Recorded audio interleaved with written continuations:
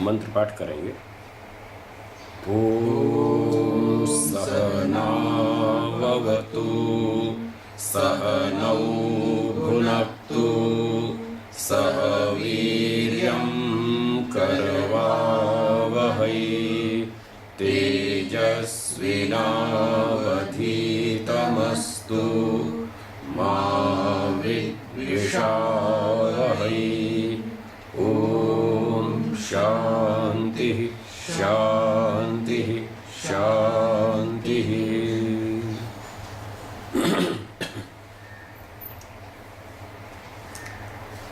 सांख्य दर्शनम द्वितीय अध्याय सूत्र 5।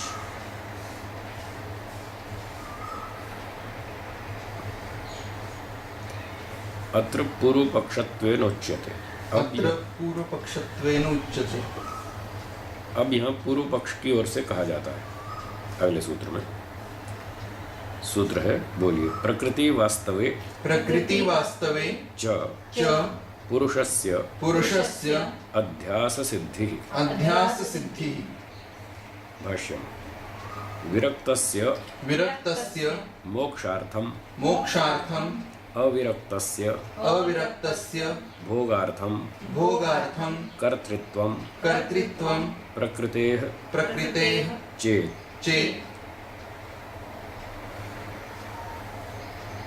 कहते हैं विरक्त के मोक्ष के लिए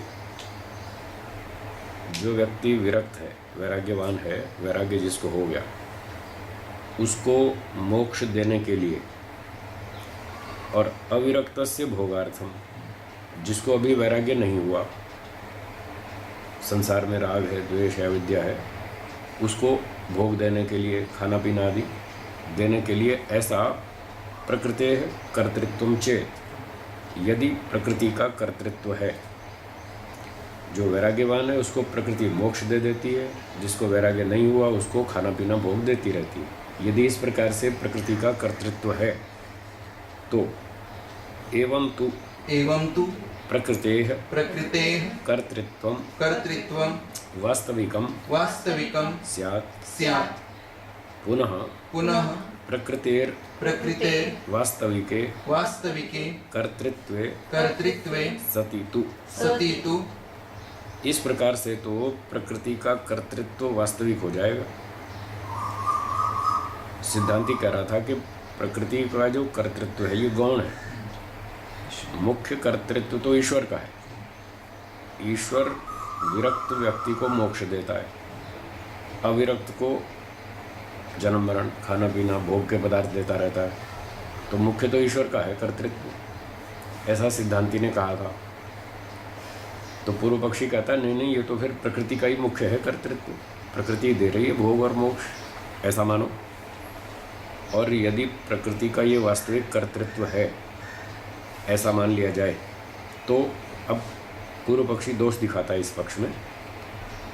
आगे पढ़ेंगे। प्रकृतस्य पुरुष विशेषस्य ईश्वरस्य कर्तृत्व अध्यास सिद्धि स्यात्। तस्य कर्तृत्वं आरोप मात्रम एव भवेत्। पूर्व पक्षी कहता है फिर तो जो पीछे प्रकरण में बात चली आ रही है, प्रकरण में जो चली आ रही है, पुरुष विशेषस्य ईश्वरस्य, पुरुष विशेष ईश्वर का कर्तृत्व अध्यास सिद्धि स्यात्। फिर तो वो जो उसका मुख्य कर्तृत्व आप बता रहे थे, वो तो एक भ्रांति रूप होगा। ईश्वर मुख्य रूप से भोग और मोक्ष देने वाला है, ये बात तो भ्रांति रूप हुई। अध्यास माने भ्रांति, तो भ्रांति से इस बात की सिद्धि हो पाएगी। और खोला इसको, तस्य कर्तृत्वम, ईश्वर का कर्तृत्व तो आरोप मात्र में स्यात् एव भवेत्, वो तो कथन मात्र ही है, असली तो प्रकृति ही देने वाली है, ऐसा पूर्व पक्ष ने कहा। सूत्रार्थ। प्रकृति वास्तवेच पुरुषस्य अध्यास सिद्धि।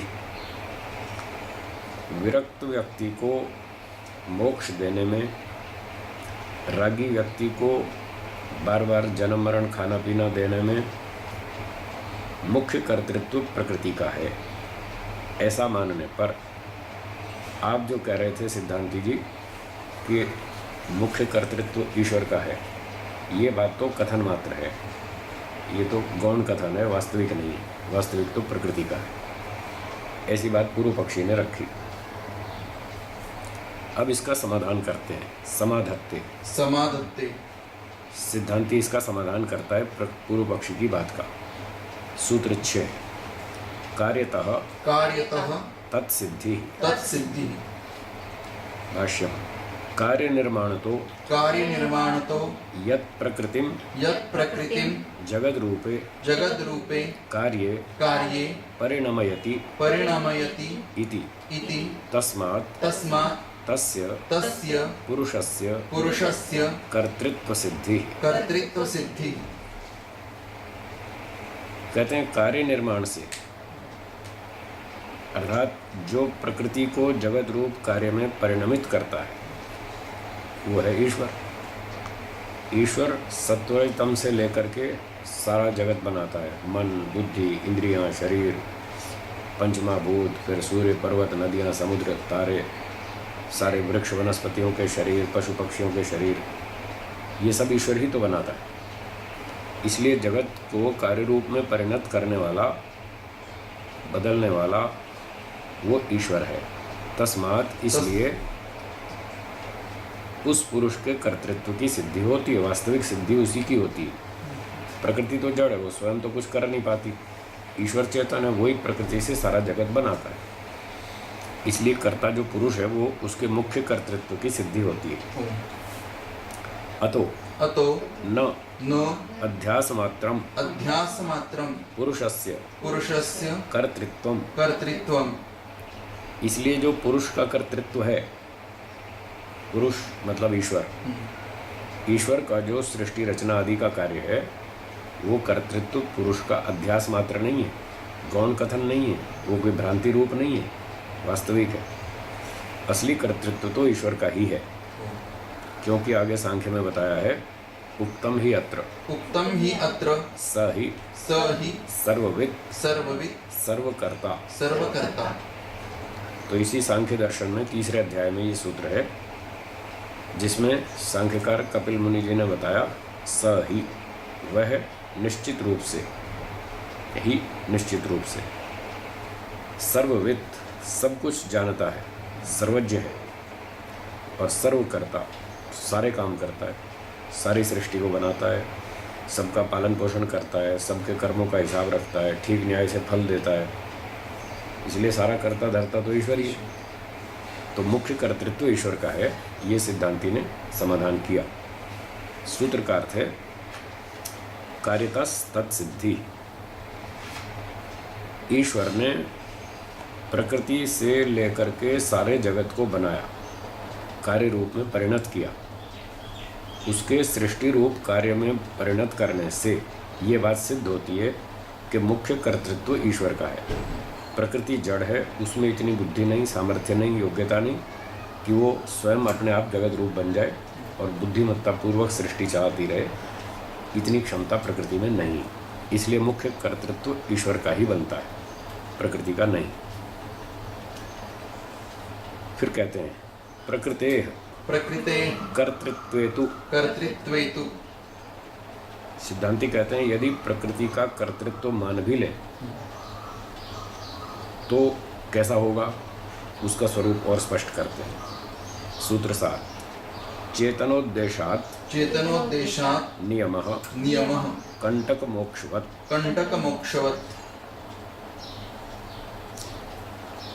भाष्यम विरक्तस्य मोक्षार्थे अविरक्तस्य भोगार्थे प्रकृतेः कर्तृत्वे चेतनोद्देशात् पुरुषविशेषस्य ईश्वरस्य प्रेरणात् खलु नियमो अस्ति।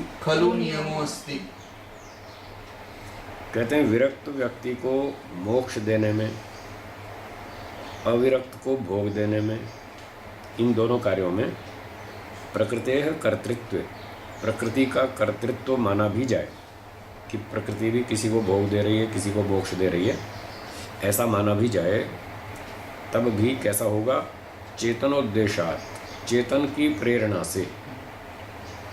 उसको और स्पष्ट किया, पुरुष विशेषस्य ईश्वरस्य प्रेरणात्, ईश्वर के निर्देशन में, ईश्वर की प्रेरणा से, ईश्वर की व्यवस्था से, ईश्वर के सिस्टम से ही ये होगा जो होगा। प्रकृति अपने आप नहीं समझती किसको मोक्ष देना, किसको भोग देना, वो तो जड़ है, वो क्या जानती है? वो कुछ नहीं जानती। इसलिए ईश्वर के नियंत्रण में रहते हुए ही नियम अस्ति, वो नियम है किसको भोग दिया जाए, किसको मोक्ष दिया जाए।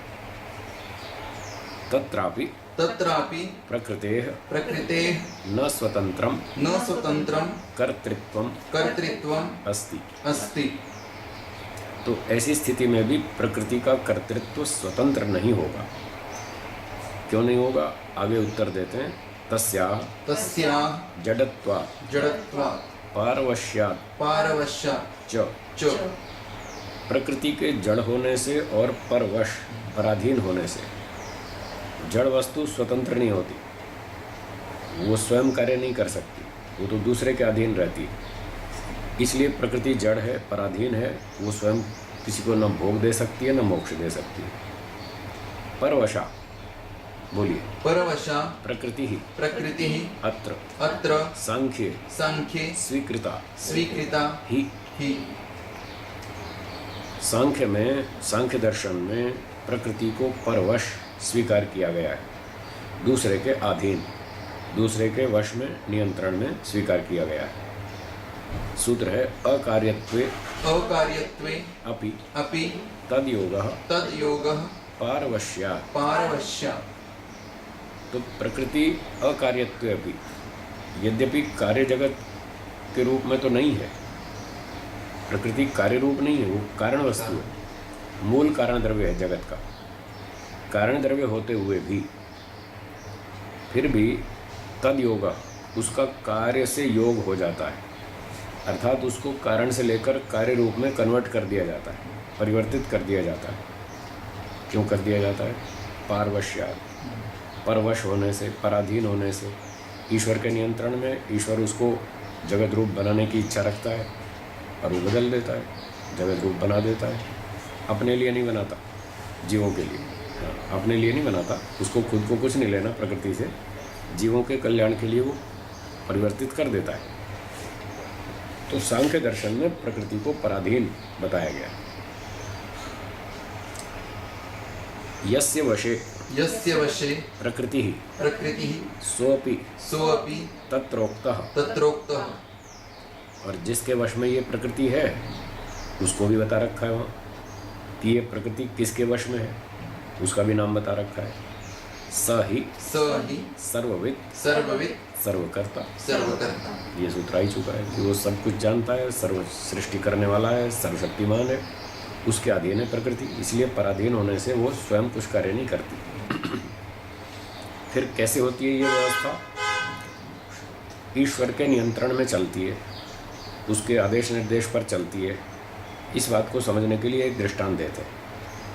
कंटक मोक्षवत यथा कंटकाद दंडशूलात् कश्चित् मोच्यते कश्चित् न इति राजप्रेरणं तत्र नियमः। एक अपराधी पकड़ा गया तो राजा के सामने उसको प्रस्तुत किया गया, उस पर केस चला, तो राजा ने कहा इसको छोड़ दो, ये अपराधी नहीं है। दूसरा व्यक्ति आया, उसके ऊपर केस चला, राजा ने कहा इसको 6 महीना जेल में रखो, इसने थोड़ा अपराध किया। फिर तीसरा व्यक्ति आया, उस पर केस चला, राजा ने कहा इसको फांसी पर लटका दो, इसने 20 आदमी मार दिए, इसको फांसी पर लटका दो। तो जो राजा के अधीन कार्यकर्ता हैं, जेलर है, जल्लाद है, वो लोग राजा के आदेश का पालन करेंगे, अपनी मर्जी से नहीं करेंगे, राजा के नियम से चलेंगे। तो राजा जिसको छोड़ देगा उसकी छुट्टी कर देंगे, राजा जिसके लिए आदेश देगा इसको 6 मास जेल में रखो, उसको जेल में रखेंगे। राजा जिसके लिए आदेश देगा इसको फांसी पर लटका दो, उसको लटका देंगे। तो किसको जेल में रखना, किसको छोड़ देना, ये राजा के प्रेरणा से होता है। ऐसे ही ईश्वर राजा है, प्रकृति उसके अधीन है। जैसे जेलर और जल्लाद राजा के अधीन है, तो ईश्वर जिसको मोक्ष देना होता है उसको मोक्ष दे देता है, प्रकृति उसको वैसा सहयोग कर देती है, चलो भाई जाओ मोक्ष में। और जिसको आगे कर्मफल देना हो उसको बंधन में डाल देता है ईश्वर, फिर प्रकृति उसको आगे भोग देती रहती है। इस तरह से प्रकृति का कर्तृत्व गौण है और ईश्वर का मुख्य है। सूत्रार्थ चेतनोद्देशात नियम। प्रकृति किसको भोग देगी और किसको मोक्ष देगी, इस विषय में चेतन की प्रेरणा से नियम व्यवस्था चलती है। चेतन मतलब ईश्वर, ईश्वर की व्यवस्था से ये सारा काम होता है, तो मुख्य कार्यकर्ता उसमें ईश्वर ही रहा। कंटक मोक्ष हुआ, जैसे राजा के आदेश पर किसी को फांसी पे चढ़ा देते हैं, किसी को छोड़ देते हैं। कंटक माने कांटा, फांसी। जी। सूत्र 8 अन्यच्च अन्यच्च अन्य योगे अपि तत्सिद्धि न आंजस्येन अयोदाहवत्। भाष्यम चेतनात् पुरुषात् अन्यत् प्रधानम प्रकृत्याख्यम अव्यक्तम। सूत्र में अन्य शब्द है, अन्य योगे अपि। तो यहाँ प्रश्न है कि ये अन्य से क्या तात्पर्य। अन्य माने भिन्न, कौन है वो भिन्न, उसको बतलाते हैं। चेतनात् पुरुषात् अन्यत्, जो चेतन पुरुष परमात्मा है उससे भिन्न। वो कौन है, प्रधानम, प्रकृत्याख्यम, अव्यक्तम, ये इसी के सारे नाम। प्रकृति को प्रधान भी कहते हैं, अव्यक्त भी कहते हैं, प्रकृति भी कहते हैं। तो प्रकृति पुरुष से भिन्न है, इस प्रकार से अन्य शब्द का अर्थ हुआ प्रकृति। ठीक है। पूर्वोक्ते प्रधानस्य कर्तृत्व योगे अपि तत्सिद्धि तस्य पुरुषस्य कर्तृत्व सिद्धि भवति। तो पहले जैसे प्रधान का कर्तृत्व बतलाया था, प्रकृति किसी को भोग दे रही है, किसी को मोक्ष दे रही है, ऐसा हमने गौण कथन के रूप में स्वीकार किया था। तो गौण कथन के रूप में भी स्वीकार करने पर भी तस्य पुरुषस्य कर्तृत्व सिद्धिर्भवति, उस पुरुष की, परमात्मा की कर्तृत्व सिद्धि हो जाती है। भले ही हमने प्रकृति को भी कहा था, उसके बावजूद भी ईश्वर की कर्तृत्व सिद्धि होती है। कैसे होती है, न अंजस्येन, यतो न अन्यस्य अव्यक्तस्य अंजस्येन स्वतः कर्तृत्वं पुरुषम अंतरेण सिद्ध्यति। तो अंजस्येन का अर्थ है स्वतः, स्वभाव से, बिना दूसरे की सहायता के, स्वयं ही। आइए, नमस्ते। तो स्वभाव से ही, बिना दूसरे की सहायता के, स्वयं ही अन्यस्य, अन्य नाम था प्रकृति का। तो प्रकृति जो है उसकी स्वभाव से कर्तृत्व की सिद्धि नहीं होती पुरुष की सहायता के बिना। प्रकृति भले ही हमको भोग और मोक्ष दे रही है, तब भी पुरुष की सहायता के बिना अकेली नहीं दे सकती। कैसे, एक दृष्टांत देते हैं। अयोदाहवत् यथा अयसो लोहस्य दाहो न स्वतः किंतु दाह स्वरूपस्य प्रकाश स्वरूपस्य अग्नेः संसर्गात् भवति। जैसे लोहे का दाह, जलाना, गर्म करना, मोड़ देना, न स्वतः, अपने आप नहीं होता। एक लोहे की रॉड है, हम उसको मोड़ना चाहते हैं, वो अपने आप नहीं मुड़ेगी। कैसे मुड़ेगी, दाह स्वरूपस्य प्रकाश स्वरूपस्य अग्नेः संसर्गात् भवति। जो जलाने वाली अग्नि, उस अग्नि के संसर्ग से लोहे की रॉड नरम हो जाएगी और फिर हम उसको जिधर चाहेंगे उधर मोड़ लेंगे। अग्नि के संसर्ग के बिना लोहे की रॉड अपने आप नहीं मुड़ती। जैसा लोहे की रॉड को मोड़ने के लिए अग्नि का सहयोग चाहिए, उसी तरह से तत्रैव तथैव तथैव अत्रापि अत्रापि पुरुष विशेष पुरुष विशेष संसर्गात् संसर्गात् विरक्त विरक्त मोक्षार्थम मोक्षार्थम अविरक्त अविरक्त भोगार्थम भोगार्थम कर्तृत्वम कर्तृत्वम प्रधानस्य प्रधानस्य भवति। भवति। ऐसे ही जिस जीवात्मा को मोक्ष देना है अथवा जिस जीवात्मा को भोग देना है, वो भी प्रकृति स्वयं नहीं कर पाएगी। जैसे लोहा स्वयं नहीं मुड़ सकता, अग्नि की सहायता लेनी पड़ती है, ऐसे ही ईश्वर की सहायता लेनी पड़ेगी, तब प्रकृति किसी को भोग देगी, किसी को मोक्ष देगी। इस प्रकार से उक्तम ही पूर्वम कर्तृत्वम कर्तृत्वम चित्त सान्निध्यात् चित्त सान्निध्यात् प्रधानस्य। पहले हम कह ही चुके हैं प्रथम अध्याय के अंत में कि प्रधानस्य कर्तृत्वम, प्रधान का जो कर्तृत्व है, भोग देना, मोक्ष देना, ये जो उसका कार्य है, चित्त सान्निध्यात्, चेतन की सन्निधि से है, ईश्वर की सहायता से है, ईश्वर की प्रेरणा से है, स्वतः नहीं। इसलिए मुख्य कर्तृत्व ईश्वर का रहेगा, गौण कर्तृत्व प्रकृति का रहेगा। ये इस तरह से दोनों मिलकर किसी को भोग और किसी को मोक्ष देंगे, ऐसा समझना चाहिए। सूत्रार्थ हुआ अन्य योगे अपि तत्सिद्धि। प्रकृति का योग होने पर भी, यानी प्रकृति भोग मोक्ष देने वाली होने पर भी, उसका कर्तृत्व स्वीकार करने पर भी तत्सिद्धि, ईश्वर की मुख्य कर्तृत्व सिद्धि हो जाती है। मुख्य कर्ता तो ईश्वर ही है, भोग देने वाला और मोक्ष देने वाला। इसीलिए हम भगवान से प्रार्थना करते हैं, हे भगवान हमको मोक्ष दे दो। तो देना तो उसी नहीं है, प्रकृति से कहेंगे वो तो समझती नहीं, सुनती नहीं, समझती नहीं, वो क्या देगी। इसलिए ईश्वर से हम प्रार्थना करते हैं कि हे भगवान, बहुत संसार में जन्म ले लिए, खा लिया, पी लिया, देख लिया, सुख भी और दुख भी, सब समझ में आ गया, बस अब तो हम थक गए, अब तो हमको मोक्ष दे दो, अब और नहीं चाहिए। इसलिए ईश्वर से प्रार्थना करते हैं, वही मुख्य कर्ता है, देने वाला। और आगे बताया सूत्र में, न अंजस्येन, स्वतः प्रकृति हमें मोक्ष नहीं दे सकती। अयोदाहवत, जैसा स्वयं लोहा अपने आप मुड़ नहीं सकता, उसको अग्नि की सहायता लेनी पड़ती है, ऐसे ही प्रकृति स्वयं मोक्ष नहीं दे सकती और भोग भी नहीं दे सकती, उसको ईश्वर की सहायता लेनी पड़ती है। चलिए, ये बात पूरी हो गई। आगे बहुत अच्छा सूत्र है, इसकी भूमिका पढ़ते हैं। यद विषये पुरुष विशेषस्य ईश्वरस्य प्रधानस्य च कर्तृत्वम उक्तम सा पुनः सृष्टि कीदृशी इति उच्यते। कहते हैं जिसके विषय में, अर्थात पुरुष विशेष ईश्वर के और प्रधान के विषय में कर्तृत्व की बात चली थी, अभी हमने कही थी कि भोग और मोक्ष देने वाला मुख्य कर्ता कौन? ईश्वर। और गौण कर्ता प्रकृति।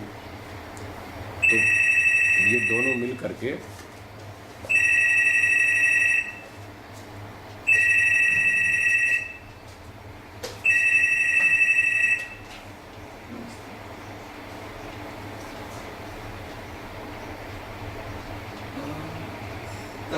कक्षा 10:30 वाजता निघतो.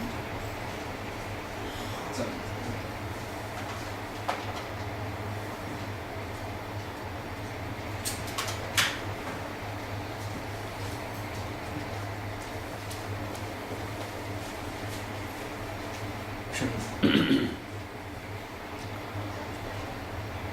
प्रकृति सृष्टि बनाने में, भोग मोक्ष देने में गौण करता है, ईश्वर मुख्य करता है। जिनकी ये बात चल रही थी, तो ये जो भोग और मोक्ष दिया जाता है, ये सृष्टि के माध्यम से दिया जाता है। जब तक ईश्वर सृष्टि नहीं बनाएगा, तब तक हम यहाँ कर्म नहीं कर पाएंगे, ना तो हम पिछले कर्मों का फल भोग पाएंगे, ना आगे मोक्ष की प्राप्ति हो पाएगी। इसलिए सृष्टि बनाना आवश्यक है। यही एक रास्ता है जिससे हमारे भोग और अपवर्ग सिद्ध हो सकते हैं। तो ईश्वर ने प्रकृति की को साथ लेकर जो सृष्टि बनाई, जो जगत बनाया, वो जगत कैसा है, इस सृष्टि के बारे में कुछ खास बात बताना चाहते हैं। तो कह रहे हैं सा पुनः सृष्टि की दृष्टि, ये सृष्टि कैसी है। एक तो निर्माण की दृष्टि से बताया था, पहले प्रकृति से महातत्व बनाया, महातत्व से अहंकार, अहंकार से इंद्रियां, मन, बुद्धि, ये बुद्धि आदि मन आदि चीज़ें बनाई। ये तो था मेटीरियलिस्टिक पॉइंट ऑफ व्यू से, भौतिक द्रव्यों से किससे क्या क्या बना। अब एक नए ढंग से सृष्टि की व्याख्या करते हैं कि ये सृष्टि कैसी है। सूत्र 9 बोलिए। राग राग विरागयोर विरागयोर योगः योगः सृष्टि। सृष्टि। भाष्यम रागस्य रागस्य प्रतिपक्षी प्रतिपक्षी विरागः विरागः तस्मात् तस्मात् अत्र अत्र सविरागो सविरागो द्वेषार्थः। द्वेषार्थः। एक शब्द तो सूत्र में है राग, ये तो स्पष्ट है, राग आसक्ति अटैचमेंट। दूसरा है विराग, तो कहते हैं राग का प्रतिपक्षी, इसका विरोधी है विराग, वी लगा दिया, विपरीत, तो राग से विपरीत है विराग। अब ये जो विराग है इसके दो अर्थ हो सकते हैं, एक तो वैराग्य भी हो सकता है, राग से विपरीत वैराग्य, और दूसरा राग से विपरीत द्वेष, द्वेष भी उससे विपरीत है, वैराग्य भी विपरीत है, दोनों हैं। तो यहाँ प्रसंग के अनुसार विराग का अर्थ द्वेष किया जाएगा, क्योंकि सूत्र शैली इस तरह की है, जो अभिप्राय कहना चाहते हैं सूत्रकार उसके अनुसार यहाँ पर विराग शब्द का अर्थ होगा द्वेष। तो ये स्पष्टता की भाष्यकार ने, राग का प्रतिपक्षी शब्द विराग है, इसलिए यहाँ पर विराग शब्द द्वेष अर्थ में है। तो राग विराग का मतलब हुआ राग और द्वेष। आगे पढ़ेंगे। राग द्वेषयोर राग द्वेषयोर योगः योगः राग द्वेषयोः राग द्वेषयोः प्रवर्तनम। प्रवर्तनम। सूत्र में है राग विरागयोर योगः, जहाँ राग और द्वेष का योग है। योग का मतलब प्रवृत्ति, जहाँ दिन और रात राग और द्वेष चालू ही रहते हैं, 24 घंटे राग द्वेष राग द्वेष राग द्वेष ही चलता रहता है, इसका नाम सृष्टि। अब बताइए क्या विचित्र परिभाषा की।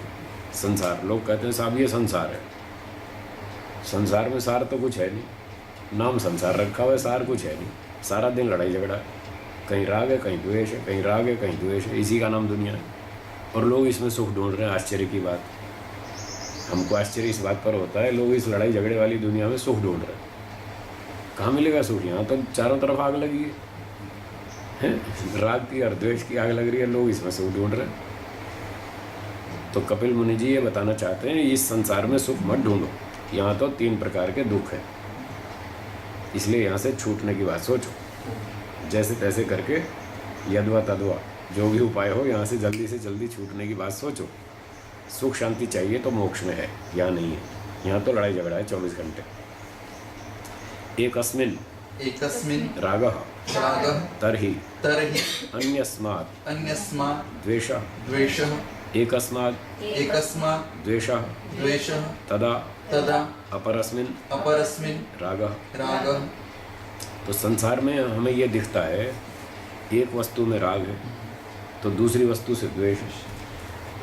खीर पूरी हलवा मिठाई में राग है, कड़वा करेला खाने में द्वेष है, नीम की पत्ती कोई खाना नहीं चाहता, मिठाई सब खाना चाहते।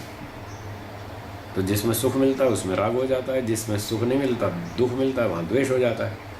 एक चीज़ में राग है दूसरी में द्वेष है, फिर एक चीज़ से द्वेष है तो और दूसरी वस्तु में राग है। सोने चांदी में, सम्मान में, पद प्रतिष्ठा में राग है व्यक्ति को, वहाँ सुख मिलता है। और कोई अड़ोसी पड़ोसी झगड़ालू हो, गुस्सैल हो, कोई रिश्तेदारों में हो, पड़ोसी हो, मित्र हो, संबंधी हो, व्यापारी हो, ग्राहक हो, कोई भी टेढ़ी खोपड़ी वाला हो, उल्टी चाल चलता हो, झूठे आरोप लगाता हो, परेशान करता हो, उससे क्या द्वेष है। तो यहाँ तो सारा ही दिन राग द्वेष चलता रहता है। इत्थम राग द्वेष भूमि सृष्टिरस्ति इति पुरुष भावनाम अपेक्ष्य सृष्टिलक्षणम। इस प्रकार इत्थम राग द्वेष भूमि, राग द्वेष की भूमि वाली, अवस्था वाली, जहाँ राग द्वेष चलता ही रहता है, ऐसी स्थिति वाली वस्तु का नाम सृष्टि है। ये है दुनिया। तो ये जो सृष्टि की परिभाषा की सूत्रकार ने, ये पुरुष भावनाम अपेक्ष्य सृष्टि लक्षणों, जीवात्मा की भावना के आधार पर ऐसी सृष्टि की परिभाषा की। वो मटेरियल के तौर पर थी। ये जीवात्मा की जो भावना है राग और द्वेष, उसको ध्यान में रखते हुए इस एंगल से परिभाषा की कि सृष्टि उसको कहते हैं जहाँ राग द्वेष चालू ही रहता है। तो ये सूत्र बहुत चिंतन मनन करने का है। अगर ये समझ में आ गया तो आपको यहाँ सुख की आशा खत्म हो जाएगी। कहाँ सुख ढूंढते हो भाई? जहाँ भी सुख ढूंढते हो वहीं झंझट है। एक सुख मिलेगा, 4 दुख मिलेंगे। बस वो 4 दुख याद रखो तो फिर मोक्ष की तैयारी कर लेंगे। और जो सुख को याद रखता है दुख को भूल जाता है, फिर उसको दुनिया में फंस जाता है, फिर राग हो जाए। तो ये सूत्र का अर्थ बनेगा राग विराग योर योगा सृष्टि। सृष्टि उसका नाम है, संसार उसे कहते हैं जहाँ पर दिन और रात राग और द्वेष ही चलता रहता है। तो यहाँ शांति नहीं, शांति सिर्फ मोक्ष में। इसलिए मोक्ष की तैयारी करनी चाहिए। मैं तो जा रहा हूँ, आपको चलना है तो स्वागत है, आ जाओ मेरे साथ पीछे पीछे। आगे बढ़ते हैं। साच सृष्टि। साच सृष्टि। ये जो सृष्टि है कैसी है, थोड़ा और इसके बारे में वो पिछली बातें फिर दोहराएंगे थोड़ा सा। महदादि महदादि क्रमेण क्रमेण पंचभूतानां पंचभूतानां भाष्यम। प्रकृति तो महान प्रकृति तो महान महत्तत्वं महत्तत्वं पुनश्च पुनश्च ततो अहंकारः ततो अहंकार अहंकारात् अहंकारात् पंचतन्मात्राणि पंचतन्मात्राणि तथा च उभयमिन्द्रियम्। उभयम इंद्रियम। तो कहते हैं प्रकृति से महान महतत्व बना, पुनश्च और फिर उसके बाद ततो अहंकार, महतत्व से फिर अहंकार बना, उसके पश्चात अहंकारात् पंच तन्मात्राणि, अहंकार के बाद 5 तन्मात्राएं बनी। तथा च उभयम इंद्रियम, ऐसे ही दोनों प्रकार की इंद्रियां, बाह्य इंद्रियां और आंतरिक इंद्रियां, ये उभयम इंद्रियम का अर्थ है। बाह्य इंद्रियां 10, 5 ज्ञानेंद्रियां, 5 कर्मेंद्रियां, और आंतरिक इंद्रिय 1, वो है मन। इस प्रकार से ये रचना हुई थी सृष्टि के आरंभ में। इत्थम इत्थम क्रमेण क्रमेण पश्चात पश्चात् पंचभूतानां पंचभूतानां तन्मात्रेभ्यः तन्मात्रेभ्यः पंचस्थूल पंचस्थूल भूतानां भूतानां पंचस्थूल पंचस्थूल भूतपर्यन्तानां भूतपर्यन्तानां सृष्टिर्भवति। सृष्टिर्भवति। तो इस प्रकार से क्रम से ये सारी चीज़ें बनती गई। महतत्व, अहंकार, तन्मात्राएं, इंद्रियां, मन, इतना सब बनने के पश्चात इस प्रकार क्रम से बाद में तन्मात्राओं से फिर पंच स्थूल भूत बने।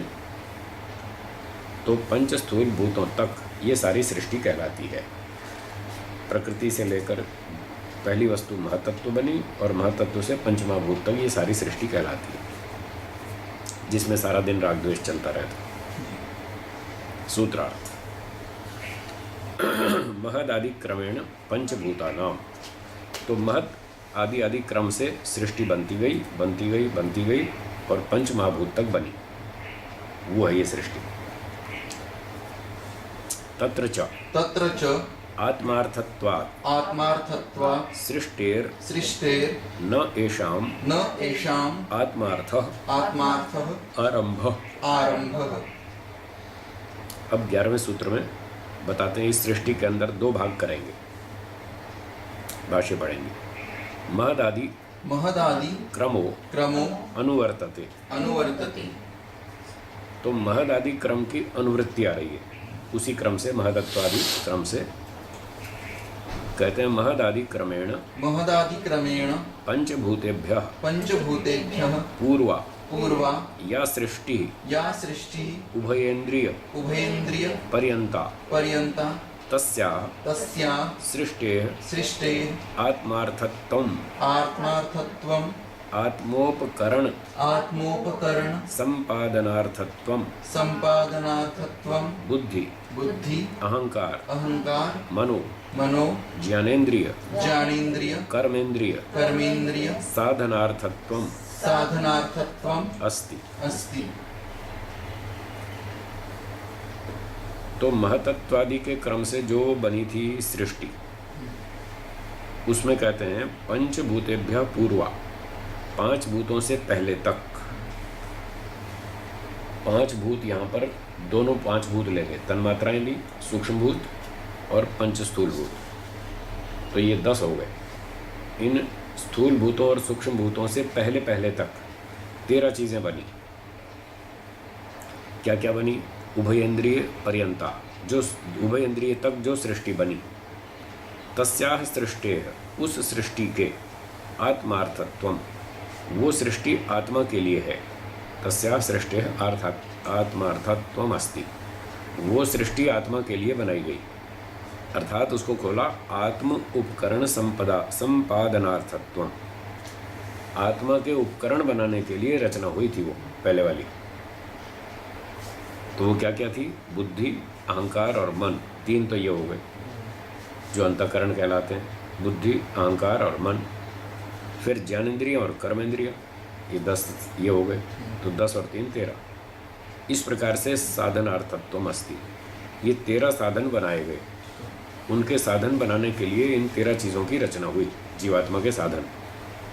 इन साधनों से जीवात्मा अपने बाहर के काम भी करेगा और अंदर के काम भी करेगा। फिर कहते हैं वक्ष्यति ही अग्रे, वक्ष्यति ही अग्रे, अपि अपि पुरुषार्थम करणोद्भवः, करणोद्भवः। आगे सूत्रकार स्वयं भी कहेंगे करणोद्भवः, करणों की उत्पत्ति। ये 13 करण हैं, मन, बुद्धि, अहंकार और 10 इंद्रियां, ये सब 13 करण हैं। ये पुरुषार्थम, पुरुष के लिए बनाए गए, जीवात्मा के लिए बनाए गए। जीवात्मा इन इंस्ट्रूमेंट्स के सहायता से अपने सारे काम करेगा, इसलिए बनाए गए। तथा पुरुषार्थम संसृतिर लिंगानाम, ये भी एक सूत्र आएगा 3रे अध्याय में, जिसमें कहेंगे लिंगानाम, लिंग शरीरों की, सूक्ष्म शरीर, लिंग शरीर मतलब सूक्ष्म शरीर। सूक्ष्म शरीर तो प्रचलित है, ये आपने सुन रखा है। लिंग शरीर कम प्रचलित है, ये दर्शन में चलता है। तो लिंग शरीर सूक्ष्म शरीर का ही दूसरा नाम। सूक्ष्म शरीर में 18 पदार्थ होते हैं। तो लिंगानाम, सूक्ष्म शरीरानाम, संसृति, पुनः संसरणम, बार बार जीवात्मा को अगले जन्म तक पहुंचाना, बार बार अगला जन्म दिलाते रहना। ये जो कार्यक्रम चलता है किसके लिए है? पुरुषार्थ, जीवात्मा के लिए है। सूक्ष्म शरीर बार बार जीवात्मा को आगे अगले जन्म तक ले जाएगा और फिर आगे वहाँ उसकी सहायता करेगा। तो वहाँ पर भी ये बात बताई गई कि ये सारा सूक्ष्म शरीर जीवात्मा के लिए बनाया गया है। ये यहाँ पर मुख्य बतानी थी बात, जीवात्मा के लिए है ये सारी चीज़ें, सारे उपकरण।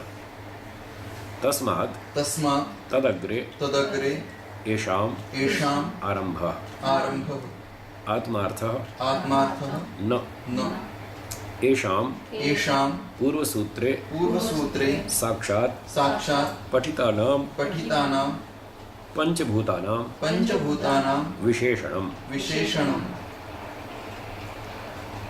तो सूत्र में येषाम् शब्द है, येषाम् आत्मार्थः आरंभः न, तो येषाम् का मतलब इनका, किनका? साक्षात पठित पंचभूत विशेषों का, वो पंचभूतों का विशेषण है ये येषाम्। तो जो पंचभूत हैं वो उपकरण बनाने के लिए नहीं बनाए गए, जबकि उससे पहले की 13 चीज़ें उपकरण के तौर पर बनाई गई। बस ये विभाजन करना था दोनों का। येषाम् पंचस्थूलभूतानां पृथिव्यादीनां व्यक्तिसमारम्भः आत्मार्थः आत्म उपकरण संपादनार्थः न, यहाँ न निषेध कर दिया। इन 5 भूतों का जो निर्माण किया गया पृथ्वी आदि का, व्यक्ति समारंभ, इनका व्यक्तित्व बनाया गया, एक एक वस्तु बनाई गई, ये व्यक्ति समारंभ, निर्माण, रचना। पंचभूतों की जो रचना की गई ये आत्मार्थ आत्म उपकरणार्थ न, ये आत्मा के उपकरण बनाने के लिए नहीं की गई। आगे बढ़िए। आत्म उपकरणानि न भौतिकानि वक्ष्यति ही अग्रे। आगे सूत्रकार स्वयं कहेंगे कि जो आत्मा के उपकरण हैं वो भौतिक नहीं है। अहंकारिक है, अहंकार से बनाए गए मन इंद्रियां। इसलिए ये पंचमहाभूत की जो रचना हुई है ये जीवात्मा के उपकरण बनाने के लिए नहीं है, ये तो खाने पीने भोगने के लिए है। इनकी रचना भोग्य पदार्थों के संपादन के लिए है और 13 चीज़ों की रचना उपकरण बनाने के लिए है, ऐसा समझना चाहिए। किंतु भौतिक वस्तु संपादनार्थ तो पंचमहाभूतों की जो रचना है वो खीर, पूरी, हलवा, कार, मोटर गाड़ी, कंप्यूटर, रेल, टेलीफोन, टेलीविज़न, इन भौतिक वस्तुओं के बनाने के लिए की गई पंचमहाभूतों की रचना। एवं सृष्टेर विभागद्वयम् प्रदर्शितम् इस प्रकार से सृष्टि के 2 भाग दिखलाए रचना में। तत्र एको भागस्तु खलु इंद्रियात्मको द्वितीयश्च भौतिकः। तो 2 भाग दिखाए सृष्टि के, उसमें एक भाग तो इंद्रिय स्वरूप है, 13 उपकरण, और दूसरा जो है वो भौतिक है, वस्तु, खाना पीना आदि भोग्य पदार्थ बनाने के लिए। ऐसे 2 भाग हो गए। तथैव योग दर्शने अपि प्रतिपादितम विभागद्वयम्। ऐसा ही योग दर्शन में भी 2 भाग बताए, वो बताते हैं। भूतेन्द्रियात्मकम दृश्यम। तो दृश्य अर्थात जो जगत है ये भूत और इंद्रिय 2 स्वरूप वाला है।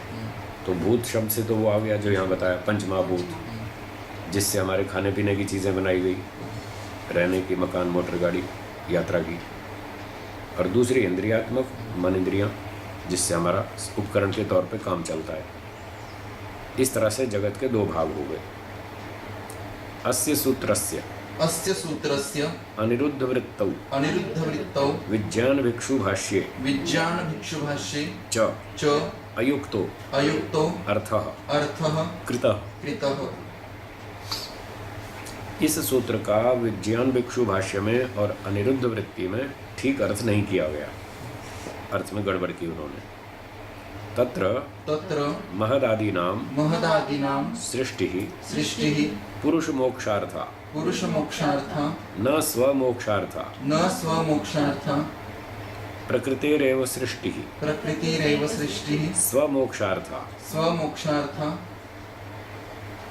बताते हैं कि उनका भाष्य है ऐसा, जिसका ये सार बता रहे हैं। उनके भाष्यों में सार ये है कि महदादि नाम सृष्टि पुरुष मोक्षार्थ। महदादि की जो सृष्टि की गई, रचना की गई, वो तो जीवात्मा के मोक्ष के लिए, ठीक है। न स्व मोक्षार्थ, वो अपने मोक्ष के लिए नहीं है। प्रकृतिरेव सृष्टि स्व मोक्षार्थ, प्रकृति की जो सृष्टि है वो अपने मोक्ष के लिए है। महदादयस्तु, बोलिए। महदादयस्तु प्रकृतौ लीयन्ते तेषाम् अनित्यत्वात्। महदादि जो पदार्थ हैं वो तो प्रकृति में विलीन हो जाएंगे, प्रलय होगी ना जब, तो महदादि तो टूट फूट के वापस प्रकृति में विलीन हो जाएंगे। तेषाम् अनित्यत्वात्, वो अनित्य हैं, उत्पन्न हुए थे इसलिए नष्ट हो जाएंगे, प्रकृति में खत्म हो जाएंगे घुल मिल करके। तत्र न स्वार्थ मोक्ष प्रयोजनम घटते इति तयोराशय। इन दोनों का अभिप्राय इस तरह से है कि महद आदि तो अंत में टूट फूट के प्रकृति में विलीन हो जाएंगे, वो तो अनित्य है, तो उनका तो मोक्ष होगा नहीं, इसलिए उसका मोक्ष नहीं होगा, जीवात्मा का मोक्ष होगा। और जो है उनमें स्वार्थ मोक्ष प्रयोजन घटता नहीं है, लागू नहीं होता। महद आदि के ऊपर ये प्रयोजन लागू नहीं होता कि वो अपना मोक्ष प्राप्त कर लें, ऐसा उनका अभिप्राय है। तो इस पर अब टीका टिप्पणी करते हैं आगे। प्रकृतेरेव सृष्टिः स्वमोक्षार्था न महदादीनां स्वमोक्षार्था। तो ये दोनों व्यक्ति जो कह रहे हैं, विज्ञान भिक्षु और अनिरुद्ध, कि प्रकृति की ही सृष्टि अपने मोक्ष के लिए है, महद आदि की सृष्टि जो है वो अपने मोक्ष के लिए नहीं है। ऐसा जो वो कहना चाहते हैं दोनों व्यक्ति, यदुच्यते यदुच्यते किम किम महदादीनां महदादीनां या सृष्टि या सृष्टिः सा सा प्रकृतेः प्रकृतेः सृष्टि न। सृष्टिः न। तो ये पूछ रहे हैं उनसे दोनों से कि भाई जो आप ये कह रहे हो महद आदि की जो सृष्टि है वो क्या प्रकृति की सृष्टि नहीं है? वो कोई अलग थोड़ी है, प्रकृति से ही तो महातत्व बना था, वो कोई अलग चीज़ थोड़ी है, प्रकृति का ही रूपांतर है। किंच किंच महदादिभ्यो महदादिभ्यो भिन्नापि भिन्नापि काचित् काचित् प्रकृतेः प्रकृतेः सृष्टिः सृष्टिः अस्ति। अस्ति। क्या महद आदि से भिन्न भी कोई प्रकृति की अलग सृष्टि भी है क्या? ऐसा प्रश्न उठाया इन पर। यदर्थम यदर्थम उच्यते उच्यते प्रकृतेः प्रकृतेः सृष्टिः सृष्टिः स्वमोक्षार्था, स्वमोक्षार्थम। जिसके लिए वो लोग ऐसा कह रहे हैं कि प्रकृति की जो सृष्टि है वो स्वमोक्ष, अपने मोक्ष के लिए। क्या इससे अलग भी कोई प्रकृति की सृष्टि है क्या? एक ही तो है और अलग अलग थोड़ी है। सर्वा ही सृष्टि ही सर्वा ही सृष्टिः प्रकृतेः सृष्टिः। प्रकृतेः सृष्टिः। तो जितनी भी सारी रचना है ये सब प्रकृति की ही रचना है, उसी का ही रूपांतर है, और कोई चीज़ तो है नहीं जिससे और जगत बनाया गया हो। इत्थम इत्थम अनर्गल अनर्गल कथनेन कथनेन किम, किम ऐसी बेरोक टोक बात कहने से क्या लाभ? बिना सिर पैर की बात, कोई तथ्य बिना ऐसी बेकार बात कहने से क्या फ़ायदा, जब कुछ उससे अलग कोई है ही नहीं प्रकृति की सृष्टि। तो ये तो इसका भाव हो गया अनर्गल कथनेन। बाकी इसका शब्दार्थ ये है, ये जो गेट है ना दरवाज़ा, इसके ऊपर एक कुंडी लगी है, इस कुंडी को बोलते हैं संस्कृत में अर्गला। अर्गला, अर्गला माने कुंडी। तो जब हमें दरवाज़ा बंद करना हो तो हम कुंडी लगा देते हैं, वो लॉक हो गया, ये है अर्गला। और जिसकी अर्गला न हो वो है अनर्गल। अब जब कुंडी लगती है तो रुक जाता आदमी, फिर अब घुस नहीं सकता, लॉक हो गया ना दरवाज़ा। तो जिसका लॉक ही नहीं है, कुंडी ही नहीं है, वो अनर्गल हुआ। मतलब जिसके कोई सिर नहीं पैर नहीं, ऐसे जो मन में ऐसे बोले जा रहा है, कोई रोक टोक ही नहीं, कोई प्रमाण नहीं, कोई तर्क नहीं, ऐसे ही बोले जा रहा है, व्यर्थ कथनम। तो अनर्गल कथनम का अर्थ हुआ व्यर्थ कथनम। ऐसे व्यर्थ कथन से क्या लाभ? बेकार की बातें करते हैं, ठीक नहीं। सांख्य सिद्धांत विरुद्धम सांख्य सिद्धांत विरुद्धम च च कथनम कथनम इदम। इदम। तो इन दोनों का ये कथन सांख्य सिद्धांत के विरुद्ध है, ठीक नहीं, इसलिए इसको छोड़ देना चाहिए। सूत्रार्थ 11वां। आत्मार्थत्वात् सृष्टेः न येषाम् आत्मार्थ आरंभ। तो पंचमहाभूतों से पहले पहले तक जो 13 पदार्थ बनाए गए, महातत्व, अहंकार, मन और इंद्रियां, इनकी रचना तो जीवात्मा के उपकरण बनाने के लिए की गई। इसके बाद जो पंचमहाभूत बने उनकी रचना उपकरण बनाने के लिए नहीं की गई, बल्कि भोग्य पदार्थ बनाने के लिए की गई, ताकि मनुष्य, पशु पक्षी आदि खा पी सकें, चल सकें, रह सकें, सो सकें, अपना घर बना सकें, सुरक्षा से अपना जीवन चला सकें। तो भोग्य पदार्थ बनाने के लिए पंचमहाभूतों की रचना हुई। सूत्र 12। दिक्कालो दिक्कालो आकाशादिभ्यः आकाशादिभ्यः भाष्यम यौ दिक्कालो यौ दिक्कालो व्यवह्रियते व्यवह्रियते तौ तौ खलु खलु आकाशादिभ्यः आकाशादिभ्यः एव एव निर्धारणीयौ निर्धारणीयं यतो हि यतो हि तौ एतौ तौ एतौ अपेक्षया अपेक्षया एव एव व्यवह्रियेते। व्यवह्रियते व्यवह्रियेते, व्यवह्रियेते। हाँ द्विवचन है ना। ओम ओम। तो दिशा और काल ये दो चीज़ें हैं, इसके बारे में कह रहे हैं। अब दिशा के कोई परमाणु तो है नहीं, समय काल उसके भी कोई एटम्स नहीं होते, परमाणु नहीं होते, इसलिए इनकी बात उस सूत्र में नहीं आई थी जहाँ सृष्टि रचना हुई, प्रकृति के परमाणुओं से जगत बना। न वहाँ दिशा की बात थी न काल की, क्योंकि इनके परमाणु नहीं है। लेकिन व्यवहार में इन दोनों का उपयोग होता है। अब कोई व्यक्ति पूना में रहता है और वो पूछना चाहता है कि मुझे दिल्ली जाना है, किस दिशा में जाऊँ, तो बताना पड़ेगा ना इस दिशा में जाओ तो आप दिल्ली पहुँचेंगे, इधर जाओगे तो बम्बई पहुँच जाएंगे। वो जो इधर जाओ इधर मत जाओ, ये दिशा का व्यवहार तो करना ही पड़ता है। फिर उसने पूछा अच्छा आज मैं चलूँ पूना से दोपहर में 4 बजे, शाम को 4 बजे चलूँ तो कब पहुँचूँगा दिल्ली, उसको टाइम भी बताना पड़ेगा, कितना टाइम लगेगा, वो समय है। काल का भी व्यवहार होता है, वो इतना टाइम लगेगा, ट्रेन में जाओगे इतना समय लगेगा, फ्लाइट से जाओगे तो इतना समय लगेगा, उसके बिना भी व्यवहार नहीं चलता। फिर किसी ने कहा जी मैं आपके घर मिलने आऊँगा, पूछा कब आओगे, 1 हफ्ते बाद, तो 1 हफ्ता बताना पड़ेगा ना कब आओगे, ये समय का व्यवहार है। अब पता नहीं वो कल आएगा, 1 हफ्ते बाद आएगा, 2 महीने बाद आएगा, कब आएगा, वो स्पष्टता के लिए काल का प्रयोग करना पड़ता है व्यवहार से। तो ये 2 चीज़ें व्यवहारिक द्रव्य हैं, दिशा और काल। तो इसकी चर्चा बताते हैं इस सूत्र में कि यौ दिक् कालो व्यवह्रियेते, ये जो दिशा और काल व्यवहार में आते हैं 2 पदार्थ, तौ खलु आकाशादिभ्यः एव निर्धारणीय, इन दोनों का निर्धारण आकाश आदि पदार्थों के माध्यम से कर लेना चाहिए। यतो ही, क्योंकि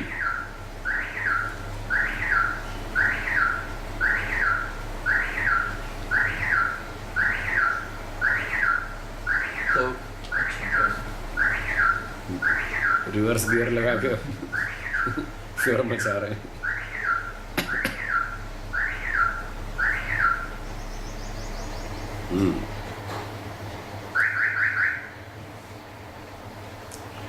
तो तौ ही एतौ अपेक्षया एव व्यवह्रियेते, ये दोनों आकाश आदि पदार्थों की अपेक्षा से ही व्यवहार में आते हैं, दिशा भी और काल भी। कैसे अपेक्षा से आते हैं वो आगे बताते हैं।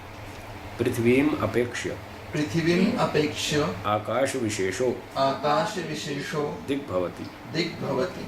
तो दिशा का निर्णय कैसे होता है वो बताते हैं। पृथ्वीम अपेक्ष्य, ये पृथ्वी है, सारी गोल गोल पृथ्वी है, पृथ्वी को अपेक्षित करके उसका आधार लेके सहारा लेके आकाश विशेषो दिग्भवति, आकाश का एक खास हिस्सा वो दिशा कहलाता है, जहाँ से सूर्य उदय होता है, ठीक है ना, वो आकाश का ही एक भाग है। और सूर्य हमको दिखता है पृथ्वी के किनारे पर, क्षितिज पर, तो हम कहते हैं देखो भाई इसका नाम पूर्व दिशा है। पृथ्वी को ध्यान में रखकर आकाश का एक खास भाग जहाँ से सूर्य उदय होता हुआ हमको दिखता है, उसका नाम दिशा है। तो पूर्व दिशा वो हो गई जहाँ से सूर्य दिखता है सुबह उगता हुआ, वो पूर्व दिशा है। बस फिर एक का पता लग गया, आगे फिर अपने आप डिसाइड कर लेंगे, ये दक्षिण है, ये उत्तर है, ये पश्चिम है, इस तरह से। तो दिशा क्या है? आकाश का ही एक भाग है जिसका नाम दिशा है, और दिशा के कोई अलग परमाणु तो है नहीं। तो दिशा का इस तरह से निर्धारण हो गया। अब काल का निर्धारण कैसे हो उसको आगे बताते हैं। तथा तथा वायु आदिनाम वायु आदिनाम स्वरूप स्वरूप उपादान उपादान हान हान व्यवहार व्यवहार अवधि अवधि कालः। कालः। अब ये काल क्या चीज़ है? काल के भी कोई परमाणु नहीं है, इसको कैसे समझें? तो कहते हैं वायु आदि नाम स्वरूप उपादान हान व्यवहार अवधि। वायु आदि जो पदार्थ हैं जो उत्पन्न होते हैं, वायु का उदाहरण थोड़ा कठिन पड़ेगा, मैं और सरल उदाहरण बता देता हूँ। मान लो ये बोतल है पानी की, तो उपादान माने जिस दिन इसकी उत्पत्ति हुई, और हान का मतलब विनाश, जिस दिन इसका विनाश होगा। इन दोनों के बीच की जो अवधि है उसका नाम काल है। हम कहते हैं ये मकान कितना पुराना है? अच्छा, 20 साल पुराना है। अब ये 20 साल जो है काल को बता रहा है, समय को बता रहा है, 20 वर्ष। ये 20 वर्ष कब से गिनना शुरू किया? जिस दिन मकान बन के तैयार हुआ था, उस दिन से। फिर वो दिल्ली में लाल किला बनाया, फिर वो पुराना किला बनाया पांडवों ने। फिर हम पूछते हैं भाई ये पुराना किला तो टूट टाट गया, ये कितने दिन बना रहा, कितने दिन चला, ये वस्तु कितने दिन चली?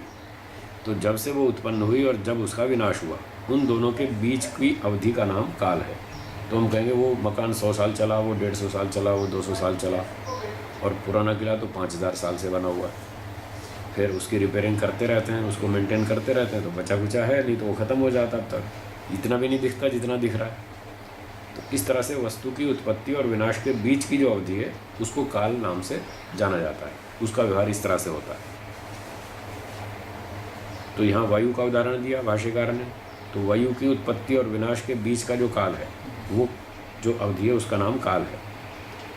तो वायु की उत्पत्ति विनाश तो बहुत लंबी है। सृष्टि के आरंभ में पंचमहाभूत के समय एक बार वायु बन गई। नहीं, वो ले सकते हैं, कौन सी? कार्बन डाइऑक्साइड वगैरह बनती है, ऑक्सीजन। अच्छा, हाँ, वो उस तरह से मोटा उदाहरण ले सकते हैं। चालू, वो तो कोई भी ले सकते हैं और ऐसा भी बना सकते हैं कि सृष्टि के आरंभ में जब ईश्वर ने पंचमहाभूत बनाए तो वायु बनाई, और जब प्रलय होगी तब वायु नष्ट हो जाएगी। तो तब से लेकर तब तक इतने समय तक 4 अरब 32 करोड़ वर्ष हो गए। ये काल का व्यवहार है। उस तरह से भी ले सकते हैं। किसी भी अनित्य वस्तु में काल का व्यवहार होगा, नित्य वस्तु में नहीं होगा, क्योंकि वो उत्पन्न भी नहीं होती और नष्ट भी नहीं होती। और काल उत्पन्न होने और नष्ट होने वाले द्रव्यों के आधार पर चलता है। इस तरह से। एक प्रश्न जी बोलिए। तो ये योग दर्शन में जो विकल्प वृत्ति है उसमें इन दोनों को ले सकते हैं।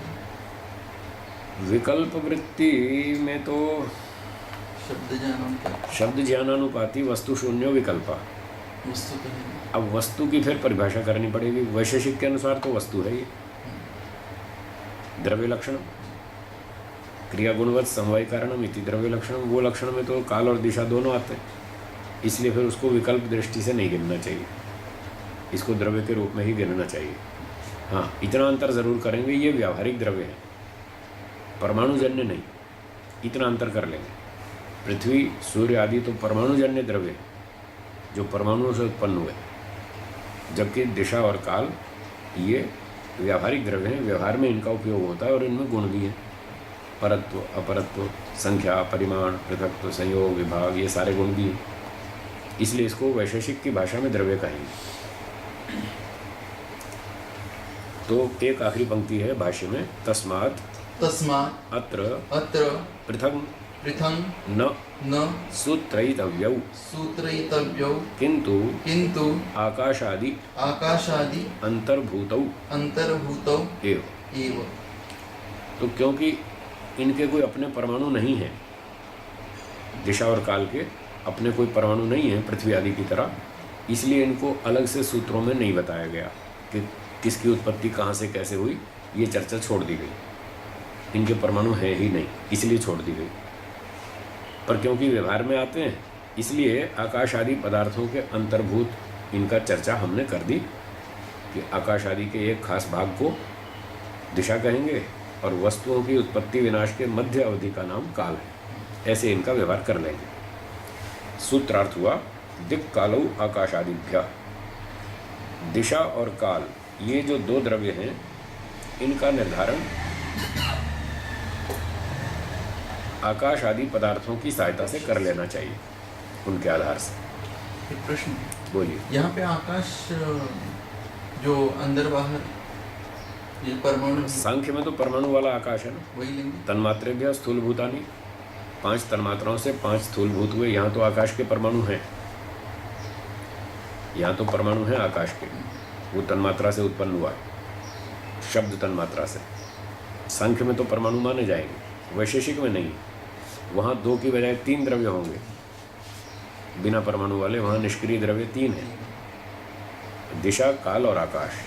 इस तरह 2 प्रकार का आकाश हो जाता है, सांख्य में परमाणु वाला और वैशेषिक में बिना परमाणु वाला। और ये दोनों ही सत्य हैं, दोनों ही ठीक है। ये सारी प्रकृति सत्वरजतम और इससे बना हुआ सारा जगत जिस खाली जगह में रहता है, उस खाली जगह का नाम भी आकाश है।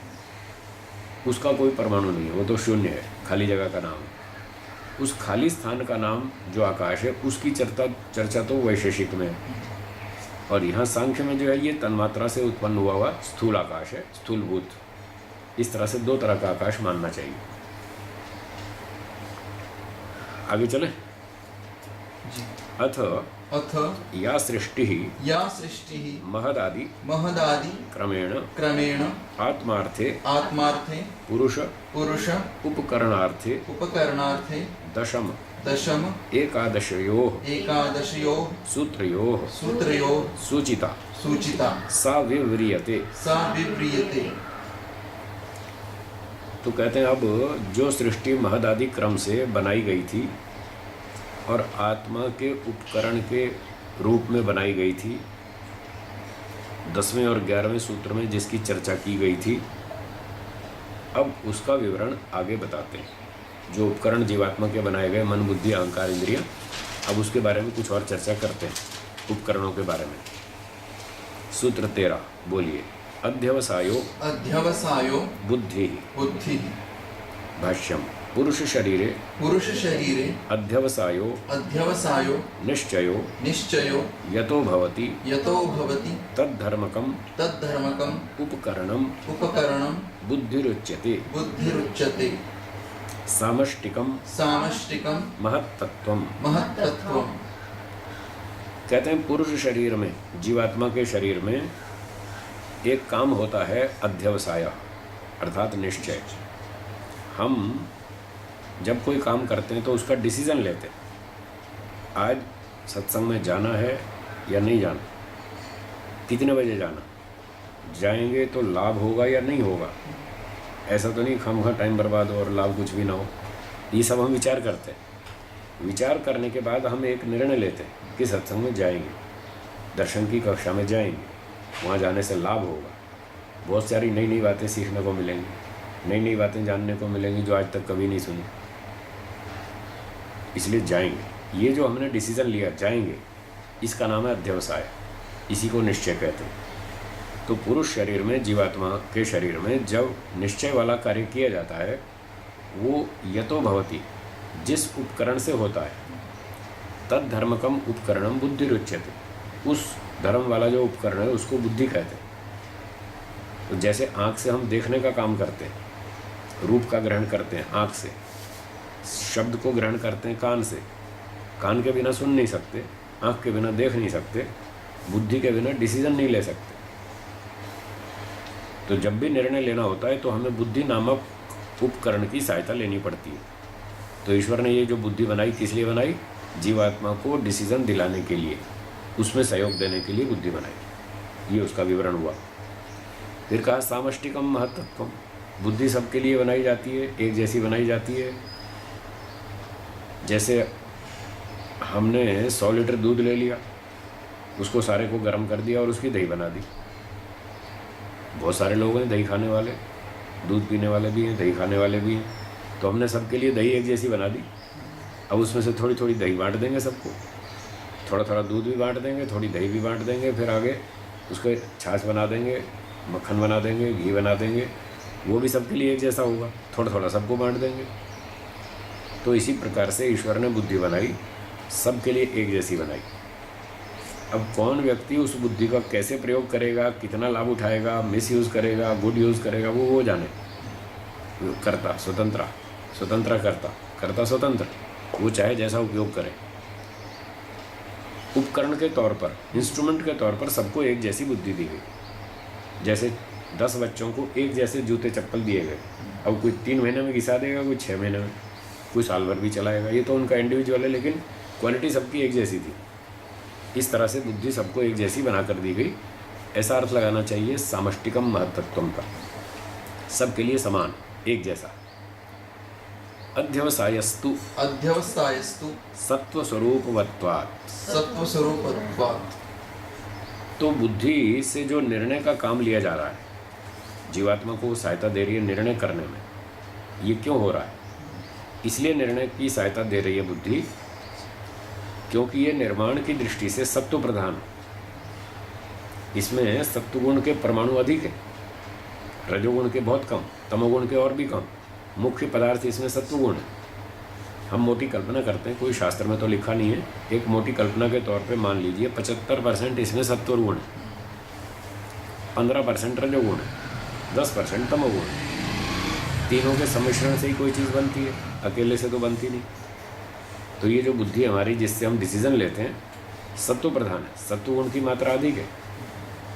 और ये ईश्वर ने सोच समझ के बनाई है, जानबूझकर सोच समझ के सत्व प्रधान बनाई है। अगर तमोगुण प्रधान बना देता तो कोई दूसरे को जीने भी नहीं देता, सब दूसरे का छीना झपटी करते, गला काटते, मार डालते, किसी को कुछ सुख भी नहीं देते और चलना जीना फिरना सब मुश्किल हो जाता। तो भगवान ने बुद्धि अच्छी बनाई, सत्वगुण प्रधान बनाई, ताकि हम भी सुख से जिए, दूसरा भी सुख से जिए और जीना दो। इस तरह लोगों ने फिर कहावत बनाई। तो ये सत्व प्रधान है, ये बात जानने की है। सूत्रार्थ इस प्रकार से है, अध्यवसायो बुद्धि, ये जो बुद्धि नामक उपकरण बनाया ईश्वर ने, उसका कार्य है अध्यवसाय, जीवात्मा को निर्णय दिलवाना। निर्णय लेगा जीवात्मा, जिम्मेदारी जीवात्मा की। बुद्धि पे मत डाल देना, क्या साहब मेरी बुद्धि खराब हो गई, मैं क्या करूं, ये तो बुद्धि पे आप दोष डाल रहे हैं, नहीं चलेगा। बुद्धि का कोई दोष नहीं। एक आदमी कार ले जा रहा है, उसने ठोक दी, तो उससे पूछा तुमने एक्सीडेंट क्यों ठोका? बोला साहब मैंने कुछ नहीं ठोका, ये कार बड़ी ख़राब है, ये मानती नहीं, ये ठुक जाती है, मैं क्या करूँ? तो ये तो बहाना नहीं चलेगा ना। कार का एक्सीडेंट होता है, ट्रेन का, प्लेन का एक्सीडेंट होता है, तो मशीन का दोष नहीं माना जाता, हमारा दोष है, हमने उसको ठीक से चलाया नहीं, हमको चलानी आती नहीं, हमने चलाना सीखा नहीं, फिर एक्सीडेंट ठोकते हैं, फिर कहते हैं साहब हम क्या करें, ये कार बहुत ख़राब है। तो हम बुद्धि का इस्तेमाल करते हैं, अगर ठीक इस्तेमाल करते हैं तो भी हमारी जिम्मेदारी, गलत इस्तेमाल करते हैं तो भी हमारी जिम्मेदारी।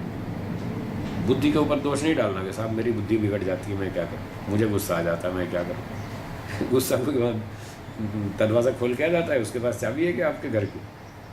आप गुस्सा बुलाते हैं, हाँ आप गुस्सा बुलाते हैं तो आ जाता है, आप मत बुलाओ, नहीं आएगा।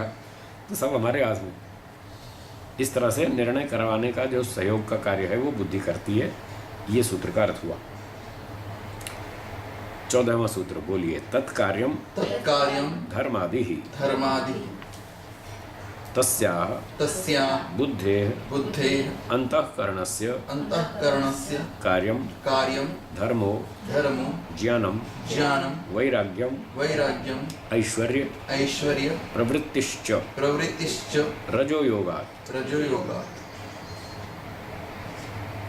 तो अब बताते हैं कि वैसे निर्माण की दृष्टि से तो सत्व प्रधान है, 75% इसमें सत्वगुण की मात्रा है, और सत्वगुण अच्छा है, बढ़िया है, इसलिए बुद्धि से हम अच्छे अच्छे निर्णय ले सकते हैं, लेते भी हैं। उसी की वजह से दुनिया ठीक चल रही है। हम अच्छा सोचते हैं, अच्छा करते हैं, अच्छा बोलते हैं, अच्छा खाते हैं, तो लेन देन व्यवहार ठीक चल रहा है। पर इसमें 15% जो है वो रजोगुण भी तो है, फिर कभी कभी वो भी जागता है। जब 15% रजोगुण जागता है तो ये थोड़ा सा घूम जाती है, फिर डिसीजन में चेंज आ जाता है। जब सत्व प्रधान निर्णय होगा तो अच्छा निर्णय होगा, जब रजोगुण उभरेगा तो थोड़ा स्वार्थ की बात आएगी, चंचलता की बात आएगी, छीना झपटी की आएगी, अन्याय की बात आएगी, पक्षपात करने की बात आएगी, स्वार्थ की बात आएगी। इस तरह से फिर गड़बड़ होती है। तो यहाँ भाष्यकार ने बताया उस बुद्धि का जो अंतःकरण है उसका कार्य धर्म, ज्ञान, वैराग्य और ऐश्वर्य प्रवृत्ति हो जाती है कभी कभी रजोगुण के योग से। जब रजोगुण उभरता है तो फिर यहाँ धर्म का मतलब यहाँ सांसारिक सकाम कर्म लेना चाहिए। सकाम कर्मों में भी अच्छे कर्म हैं। भाई हम दान देंगे, क्यों देंगे? दीवार पे हमारा नाम लिखो, 1 लाख रुपया दान दिया फलाने सेठ ने, तो नाम लिखोगे तो देंगे, और नाम नहीं लिखोगे तो नहीं देंगे। अब ये रजोगुण की प्रबलता से ये निर्णय हो रहा है। पुत्रेषणा, वित्तेषणा, लोकेषणा आदि आदि से प्रेरित होकर व्यक्ति दान तब देता है कि मेरा नाम लिखो, मुझे प्रशंसा होनी चाहिए, मेरी यश होना चाहिए, प्रसिद्धि होनी चाहिए। तो काम तो अच्छा ही है, धर्म का ही काम है दान देना, पर रजोगुण की प्रधानता से वहाँ पर थोड़ा स्वरूप बदल जाता। तो इस प्रकार से कभी धर्म में, कभी ज्ञान प्राप्ति में एक व्यक्ति कहता है मैं साइंटिस्ट बनूंगा, मैं पायलट बनूंगा, मैं इंजीनियर बनूंगा। अब वो ज्ञान प्राप्ति तो करेगा, पर वो राजसिक है, रजोगुण प्रधान वाली ज्ञान प्राप्ति है। ऐसे ही थोड़ा थोड़ा उसको वैराग्य भी होता है। तो यहाँ वैराग्य थोड़ा थोड़ा लेंगे, ज़्यादा नहीं लेंगे, थोड़ा थोड़ा कभी कभी वैराग्य भी हो जाता है। व्यक्ति को जब काम करता है, झंझट होता है, लड़ाई झगड़ा होता है, तो कहना छोड़ो, बेकार है, सब जान छुड़ाओ इससे, चलो चलो अपना अपना काम करेंगे। तो उसको थोड़ा सा विरक्ति भी आती है कभी कभी। और ऐश्वर्य प्रवृत्ति, धन कमाने में रुचि होती है। वो कहता मैं फैक्ट्री लगाऊंगा, कारखाना लगाऊंगा, खूब पैसे कमाऊंगा, और पहले पहले तो ये सोचता है मैं खूब पैसे कमाऊंगा और दान भी दूंगा। जब पैसे हाथ में नहीं आते तो वो सोचता है मैं पैसे कमाऊंगा और दान दूंगा, 50% तो दान दे ही दूंगा। और जब पैसे हाथ में आते हैं तो बुद्धि घूम जाती। फिर कहता 50% क्यों दूंगा, मैंने इतनी मेहनत से कमाए, मैं काहे को दूंगा, है 5% दूंगा। वो 50 से 5 पे आ जाता, और वो भी और घिसता घिसता 1 पे ही आ जाता, 1% भी नहीं देता। ऐसे पैसा आता है तो बुद्धि घूम जाती है। तो ये रजोगुण के प्रभाव से ऐसा होता है। सूत्रार्थ है तत्कार्यम धर्मादि, उस महतत्व का, बुद्धि का जो अंतःकरण है उसका कार्य है कि धर्म आदि आदि में भी उसकी रुचि होती है और उस तरह के डिसीजन भी वो दिलवाती है जीवात्मा को। जब रजोगुण की प्रधानता होती है तो उस तरह के डिसीजन होते हैं, और सत्वगुण की प्रधानता होती है तो बढ़िया डिसीजन होते हैं। तब उसमें परोपकार की निष्काम भावना होती है, सेवा की भावना होती है, मोक्ष प्राप्ति की इच्छा होती है। इस तरह के डिसीजन होते हैं बढ़िया वाले। और सूत्र 15 देखिए, इसमें फिर एक और भी तीसरी बात और बता रहे हैं। बोलिए। स्वामी जी, जैसे सात्विक अन्न खाने से मन सत्वगुणी बन जाता है, जी। तो वैसे बुद्धि के बिल्कुल, बुद्धि पे भी प्रभाव पड़ता है। आप सात्विक भोजन खाएंगे, बुद्धि भी सात्विक बनेगी और आपके निर्णय अच्छे होंगे। तो घी, दूध, फल, मिठाई, दाल, रोटी, सब्जी, चावल, खीर, पूरी, हलवा, ये सात्विक भोजन, ये सब खाएंगे, बुद्धि अच्छी चलेगी, मन भी ठीक रहेगा। मिर्ची, अचार, चटनी, मसाले, तीखे, चटपटी चीज़ें खाओगे, ये रजोगुणी, तो देखो फिर मन बुद्धि भी ऐसे चंचल हो जाएंगे। भागम भाग, इधर चलो उधर चलो, उसको गिराओ, इसको उठाओ, इसको नीचे करो, उसको ऊंचा करो। फिर वो बुद्धि के निर्णय भी वैसे हो जाएंगे, मन भी वैसे ही सपोर्ट करेगा। और तमोगुणी भोजन खाएंगे तो उसका असर देखिए आगे। अगला सूत्र है और क्या चाहिए बुद्धि को सत्वगुण जहाँ दिनचर्या अच्छी होनी चाहिए। रात को जल्दी सोना, सुबह जल्दी उठना, व्यायाम करना, शाकाहारी भोजन खाना, ठीक है, और ईश्वर का ध्यान करना, यज्ञ करना, सेवा करना, परोपकार करना, अच्छे काम में दान देना, वेद प्रचार में सहयोग देना, और गरीब की सहायता करना, कोई खामखा पिट रहा हो कमज़ोर आदमी, उसकी रक्षा करना, दुष्टों का विरोध करना, उनको समर्थन नहीं देना, उनको सहयोग नहीं देना, अच्छे लोगों का सहयोग करना, और अच्छे लोगों की संगति में बैठना, अच्छी बातें करना, आध्यात्मिक चर्चा करना, वैदिक शास्त्रों का अध्ययन करना, ये सारे काम करेंगे तो इससे हमारी मन बुद्धि सब सात्विक रहेगा और हमारा चिंतन, व्यवहार, भाषा, वाणी सब अच्छा चलेगा। इस तरह से करना होगा। सूत्र 15 में बताते हैं कि तमोगुण के प्रभाव से क्या होता है। सूत्र 15 बोलिए। महत् उपरागात विपरीतम महत्तत्वम शरीरे बुद्धिरूपम तत्खलु उपरागात तमसा सह वर्तमानम विपरीतम अधर्म अज्ञान अवैराग्य अनैश्वर्य उपगम भवति। तो कहते हैं महत्तत्वम, जो महत्तत्व है शरीर में, बुद्धि रूपम, जो बुद्धि रूप महत्तत्व है हमारे शरीर में, तत्खलु उपरागात, उपराग का अर्थ है संबंध, उपरागात संबंधात, तमसा सह वर्तमानम, जब तमोगुण के साथ इसका संबंध होता है, संबंध का अभिप्राय वहाँ पर तमोगुण उभरता है। शराब पी ली, भांग पी ली, है नशे की कोई ऐसी चीज़, सुल्फा गांजा, कोई भी नशीली चीज़ का सेवन कर लिया जो तमोगुण प्रधान है, तब ये तमोगुण के संबंध से फिर वो बुद्धि तमोगुणी हो जाएगी, मन भी तमोगुणी हो जाएगा, बुद्धि भी, दोनों तमोगुणी हो जाएंगी।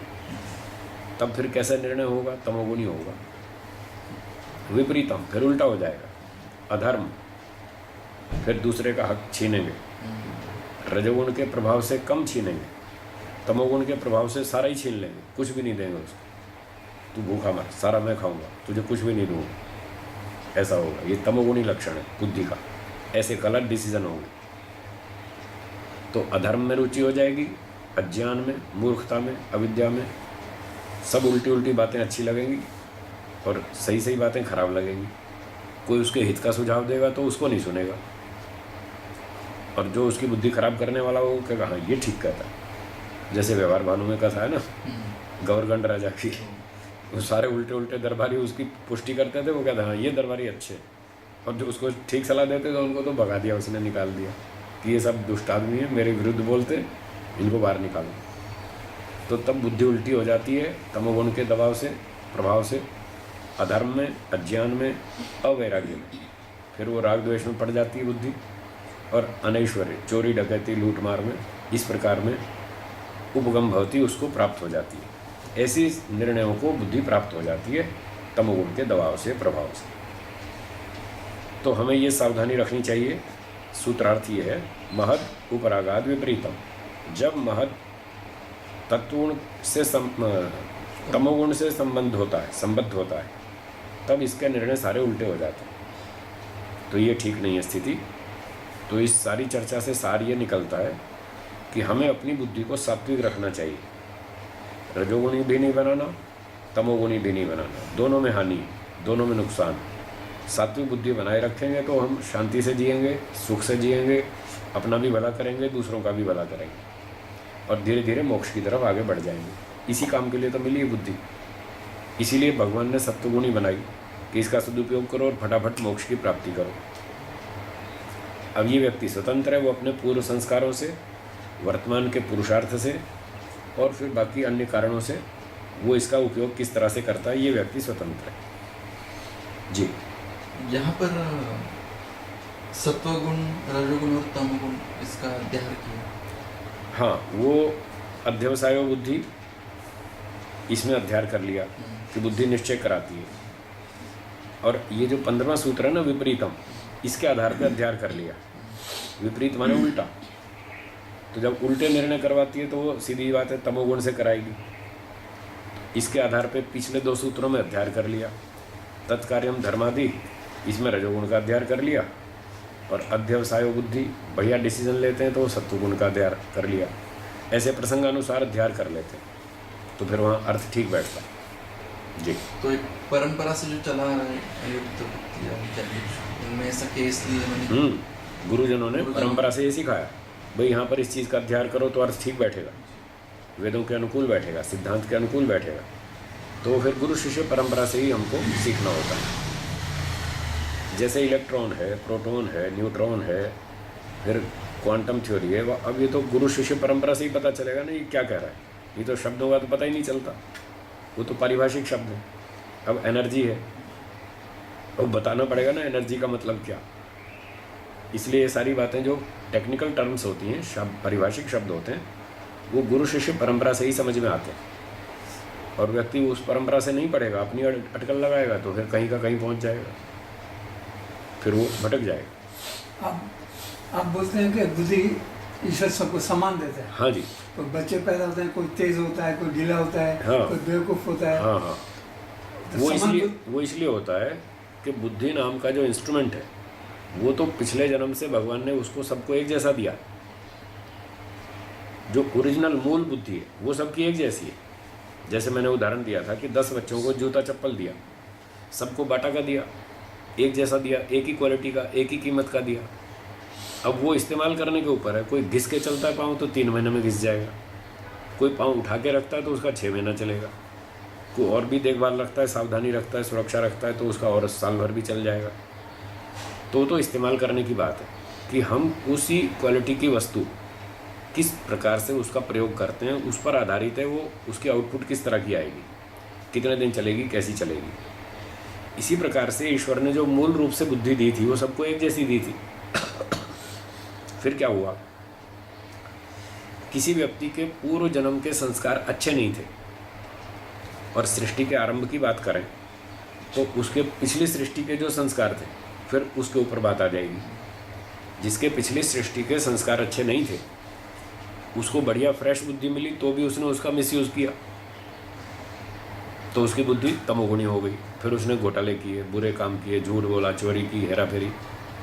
जिस व्यक्ति के पूर्व सृष्टि वाले संस्कार अच्छे थे उसने बुद्धि का अच्छा उपयोग किया, वो मध्यम स्तर पर आ गया, उससे बेटर हो गया। फिर जिसके संस्कार बहुत ही अच्छे थे उसको भी वैसी ही बुद्धि मिली थी, उसने अपने संस्कारों से बुद्धि का और ऊंचा अच्छा उपयोग किया, उसका रिजल्ट बहुत ही अच्छा आया, फटाफट 2-4 जन्म में मोक्ष में चला गया। तो इस प्रकार से मूल बुद्धि एक जैसी होते हुए भी अपने पूर्व संस्कारों के आधार पर व्यक्ति उसका आगे सदुपयोग दुरुपयोग कर सकता है। बस वही क्रम अनादिकाल से चल रहा है। पिछली सृष्टि से इस सृष्टि में हमको आ गया वही संस्कार वाला क्रम, और तब से सृष्टि के आरंभ से आज तक चल रहा है। जब तक हम इन संस्कारों का पूरा सदुपयोग नहीं करेंगे, अच्छा उपयोग नहीं करेंगे, जब तक इन बुरे संस्कारों को नहीं मारेंगे, तब तक ये हर जन्म में ऐसे ही चलता रहेगा और बस यहाँ जन्म लेते रहेंगे, अपना कर्म फल भोगते रहेंगे। कभी अच्छे काम कर लेंगे तो अगला जन्म मनुष्य का मिल जाएगा, कभी बहुत अच्छे काम करेंगे तो मोक्ष हो जाएगा, और कभी गड़बड़ की तो फिर आगे पशु पक्षी का जन्म मिलेगा। फिर अपना दंड भोग के वापस लौट के फिर मनुष्य बनेंगे, फिर ईश्वर अवसर देगा, भाई अब अच्छे कर लो। फिर कोई सावधानी से अच्छे काम करेगा तो आगे उन्नति होगी, नहीं तो फिर वही बात। यही तो चक्कर है राग द्वेष की, जहाँ प्रवृत्ति चलती है इसका नाम तो दुनिया है। अभी हमने पढ़ा ही था, ऐसे ही दुनिया चलती है जी। ठीक है, आगे चले। सूत्र 16 बोलिए। अथ अहंकारः अथ अहंकारः अभिमानो अहंकारः अभिमानो अहंकारः पुरुष शरीरे पुरुष शरीरे अभिमानो अभिमानो भवति भवति यतः यतः सो अहंकारः। सो अहंकारः। अब अहंकार की बात करते हैं। पहला उपकरण बना था बुद्धि, उसके बाद दूसरा उपकरण बना अहंकार। तो अहंकार क्या है? कहते हैं अभिमानो अहंकार। पुरुष शरीर में अभिमान होता है जिस उपकरण से, सो अहंकार, उसको अहंकार कहते हैं। तो अहंकार एक द्रव्य का नाम है, एक वस्तु का नाम है जो सत्व तम के सम्मिश्रण से बनाया गया। पहले बुद्धि बनाई गई, दूसरे नंबर पे अहंकार नामक पदार्थ बनाया गया। इसका सहयोग क्या है जीवात्मा को? अभिमानो भवति ये न, जिसकी सहायता से जीवात्मा महसूस करता है मैं हूँ, अहम अस्मि, अहम अस्मि, अहम कारयति इति अहंकार, जो जीवात्मा को मैं की अनुभूति कराता है, इसलिए उसको अहंकार कहते हैं। अहम कारयति, मैं की अनुभूति कराता है। तो जैसे आँख से जीवात्मा दृश्य को देखता है, अगर आँख उससे छीन ली जाए तो देख नहीं पाएगा। कान से वो सुनता है शब्दों को, अगर कान छीन लिया जाए तो सुन नहीं पाएगा। वाणी से वो बोलता है, वाणी छीन ली जाए तो बोल नहीं पाएगा। ये सारे उपकरण हैं अलग अलग। ऐसे ही अहंकार नाम का एक उपकरण है जिसको आत्मा से छीन के अलग कर दिया जाए तो मैं हूँ इतना भी महसूस नहीं कर पाएगा, वो पत्थर की तरह बेहोश हो जाएगा। जैसे पत्थर महसूस नहीं करता मैं हूँ, ईंट दीवार ये कोई महसूस नहीं करते मैं हूँ, बस खड़े हैं सो खड़े। तो प्रलय अवस्था में जीवात्मा के पास ये अहंकार नामक तत्व नहीं था, तो वो पत्थर की तरह ही चुपचाप पड़ा हुआ था। उसको इतना भी होश नहीं था मैं हूँ भी या नहीं हूँ, इतना भी पता नहीं था। जब ईश्वर ने सृष्टि बनाई, महातत्व बनाया, अहंकार बनाया, सारी चीज़ें बनाई और अहंकार जीवात्मा के साथ जोड़ दिया और ये स्थूल शरीर भी दे दिया। जब पूरा कंप्लीट हो गए तीनों शरीर, तब जाके उसको होश आया, अच्छा मैं भी कुछ हूँ। पत्थर को आप अहंकार अटैच कर दो, उसको होश नहीं आएगा। जीवात्मा को अटैच कर दो, होश आ जाएगा। बस ये जड़ चेतन में अंतर है। जड़ वस्तु में वो क्षमता नहीं है जो मैं हूँ इस बात की अनुभूति कर सके, पर चेतन आत्मा में वो क्षमता है। यदि उसको उपकरण ठीक ठीक मिल जाए और खाना पीना आदि सारा शरीर और सब पंचमा भूत मिल जाए, फिर वो होश में आ जाता है और वो महसूस करने लगता है मैं कुछ हूँ। ये मैं हूँ की अनुभूति कराने वाला पदार्थ का नाम अहंकार है। ये है उसका रोल। और दूसरा, जब जीवात्मा कुछ कर्म करता है तो होश में रह के ही करता है। आप लिख रहे हैं तो आप महसूस करते हैं मैं लिख रहा हूँ, मैं खा रहा हूँ, मैं चल रहा हूँ, मैं पढ़ रहा हूँ, कुछ भी क्रिया कर रहे हैं तो मैं हूँ अनुभूति साथ में जुड़ी हुई है। इसलिए सांख्यकार ने ये बात भी समझाई कि जीवात्मा को एक तो ये अपने अस्तित्व की अनुभूति कराता है कि मैं हूँ। दूसरा, जब जीवात्मा कर्म करता है तब भी उसको होश में रखता है, तो कर्म कराने में भी सहयोग देता है अहंकार। ये इसका दूसरा रोल है, कर्म करने में सहयोग देता है और जीवात्मा को होश में बनाए रखता है। ये जीवात्मा के लिए सहयोगी उपकरण हुआ अहंकार। तो ये अहंकार भी सत्व प्रधान है। यदि अहंकार फिर तमोगुण प्रधान हो तो फिर वो छीना झपटी करेगा, फिर तंग करेगा दूसरों को। तो जहाँ तक हमको ये शास्त्र समझ में आया उसके अनुसार ये सारे के सारे उपकरण सत्व प्रधान।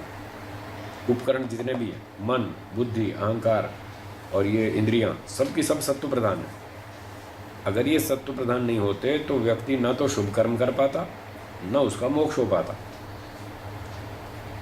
यदि रजोगुण प्रधान होते ये सारी चीज़ें तो सारा दिन वो संसार में ही चंचलता में ही लगा रहता, ध्यान उपासना कर ही नहीं पाता, शांत कर ही नहीं पाता और अच्छी प्रकार से ईश्वर की उपासना उन्नति नहीं कर पाता, मोक्ष भी नहीं हो पाता। और यदि तमोगुण प्रधान होते तो लूट मार में ही लगा रहता, कभी वो सुधरता ही नहीं। अभी तो भगवान ने इतना सत्व प्रधान बनाया तो भी लोग नहीं सुधरना चाहते। ईश्वर ने मन, बुद्धि, इंद्रियां सत्व प्रधान बनाए, तब भी लोग वो थोड़े से तमोगुण को भी इतना विकसित कर लेते हैं कि वो सुधरना नहीं चाहते।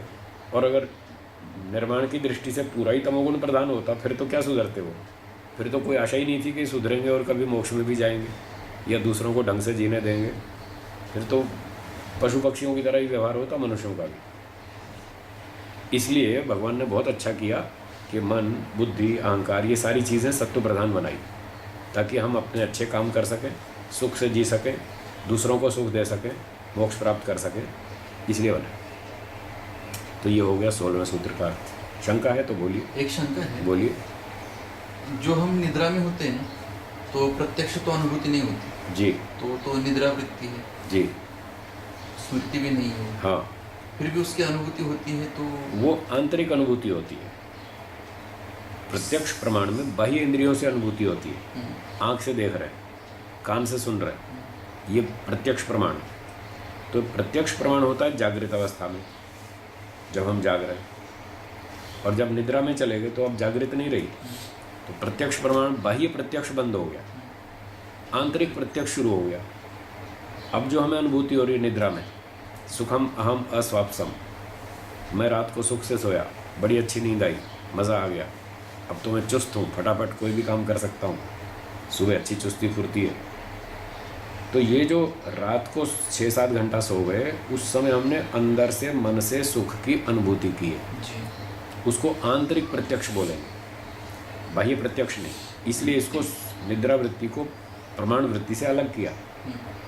प्रमाण वृत्ति में प्रत्यक्ष, अनुमान, आगमः प्रमाणानि, उसमें बाह्य इंद्रियों के कार्य हैं और बाह्य सारा प्रत्यक्ष और अनुमान और आगम। पर निद्रा में बाह्य क्रियाएं बंद, इसलिए आंतरिक अनुभूति होने से इसको उससे अलग करके अलग वृत्ति माना। तो अनुभूति है इसमें भी, ये आंतरिक है। और आंतरिक अनुभूति अंतःकरण से होती है। अंतःकरण है या मन। तो सोते समय व्यक्ति मन से अनुभूति करता रहता है, बड़ी अच्छी नींद आ रही है, वाह बहुत अच्छा लग रहा है, सुख से सो रहा है, पर उस समय बोल नहीं पाता वो, क्योंकि जाग नहीं रहा। सुबह जब नींद खुलती है, जागता है, तब उठ करके बताता है अपना अनुभव रात्रि का कि रात को बहुत अच्छी नींद आई, मज़ा आ गया। जब अच्छी नींद नहीं आती, मच्छर काटते हैं और गर्मी लगती है और पंखा भी बंद हो जाता है, लाइट चली जाती है, फिर वो परेशान होता है, दुखी होता है। फिर सुबह उठ कर कहता है रात को अच्छी नींद नहीं आई, मज़ा नहीं आया, मैं तो और सोऊंगा। फिर उठ जाके 1 आध घंटा और सो लेता है, थोड़ा अच्छा पंखा वंखा चला के अच्छी जगह मच्छर वच्छर से बच के, तो उसको ठीक लगता है। तो ये आंतरिक अनुभूतियाँ मन से होती हैं। तो ठीक वही प्रश्न था। एनेस्थीसिया वगैरह देते समय जब एनेस्थीसिया देते हैं, हाँ। बेहोश कर देते हैं, तो मन का आत्मा के साथ संबंध काट देते हैं, कनेक्शन कट जाता है। तो नाड़ियों का ब्रेन से संबंध काट देते हैं, तो नाड़ियों से मैसेज पहुंचता नहीं ब्रेन तक, और ब्रेन से फिर मन को नहीं मिलता, और मन से आत्मा को नहीं मिलता, कनेक्शन कट जाता है, इसलिए अनुभूति खत्म।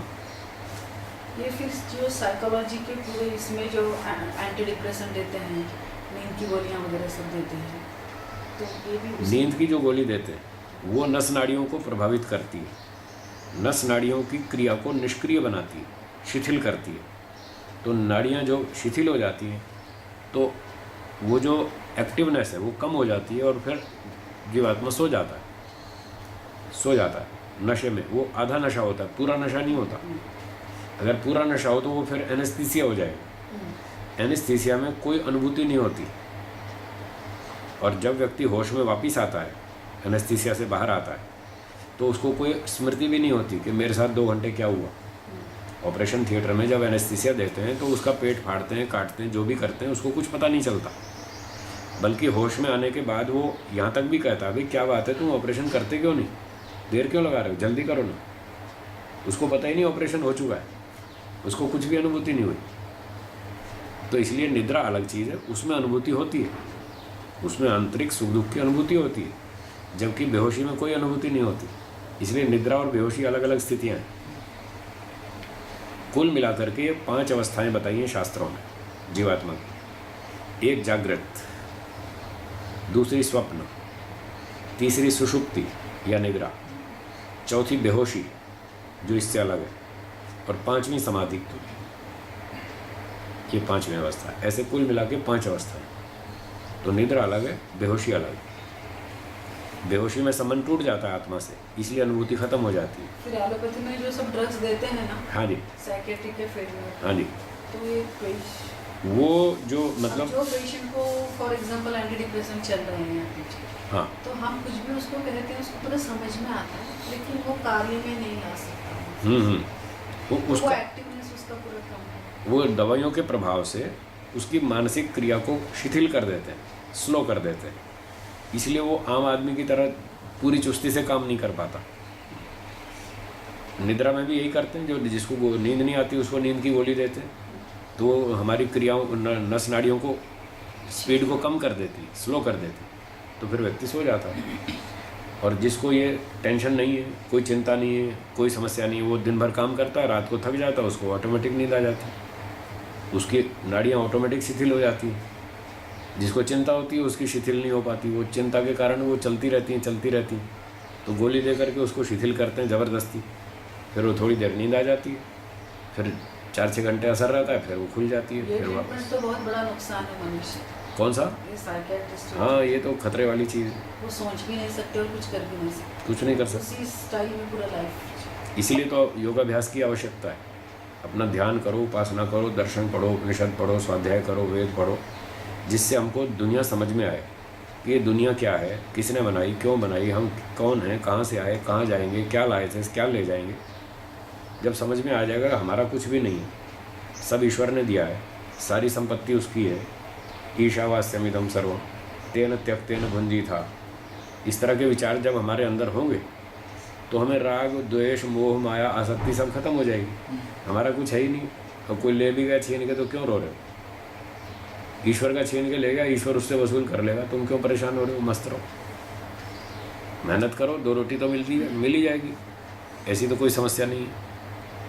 कोई आदमी हमारा सब कुछ भी छीन ले जाए तो भी टेंशन की बात नहीं है, अभी भी हाथ पैर ठीक है हमारे, फिर मेहनत कर लेंगे, 2 रोटी फिर कमा लेंगे।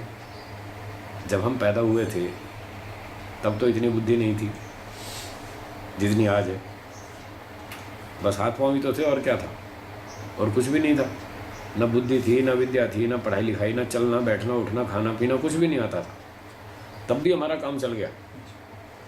देखिए एक नया सोचने का तरीका, जब हम पैदा हुए तब हमारे पास इतनी बुद्धि नहीं थी जितनी आज है, इतनी विद्या नहीं थी जितनी आज है।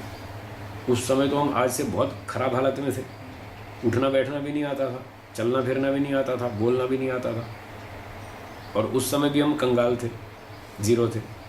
और आज हमारी फिर संपत्ति कोई छीन ले जाए, भूकंप आ जाए, टूट जाए, खो जाए, और फिर हम वापस कंगाल हो जाए और जीरो पे आ जाए, तो भी हम उससे तो बहुत बेटर हैं। आज हमारे पास हाथ पाँव हैं, ठीक ठाक हैं, चल फिर सकते हैं, बोल सकते हैं, विद्या है, हाथ भी स्वस्थ हैं, शरीर भी ठीक है, तो अब तो कितने सारे साधन हैं, फिर दोबारा कमा लेंगे।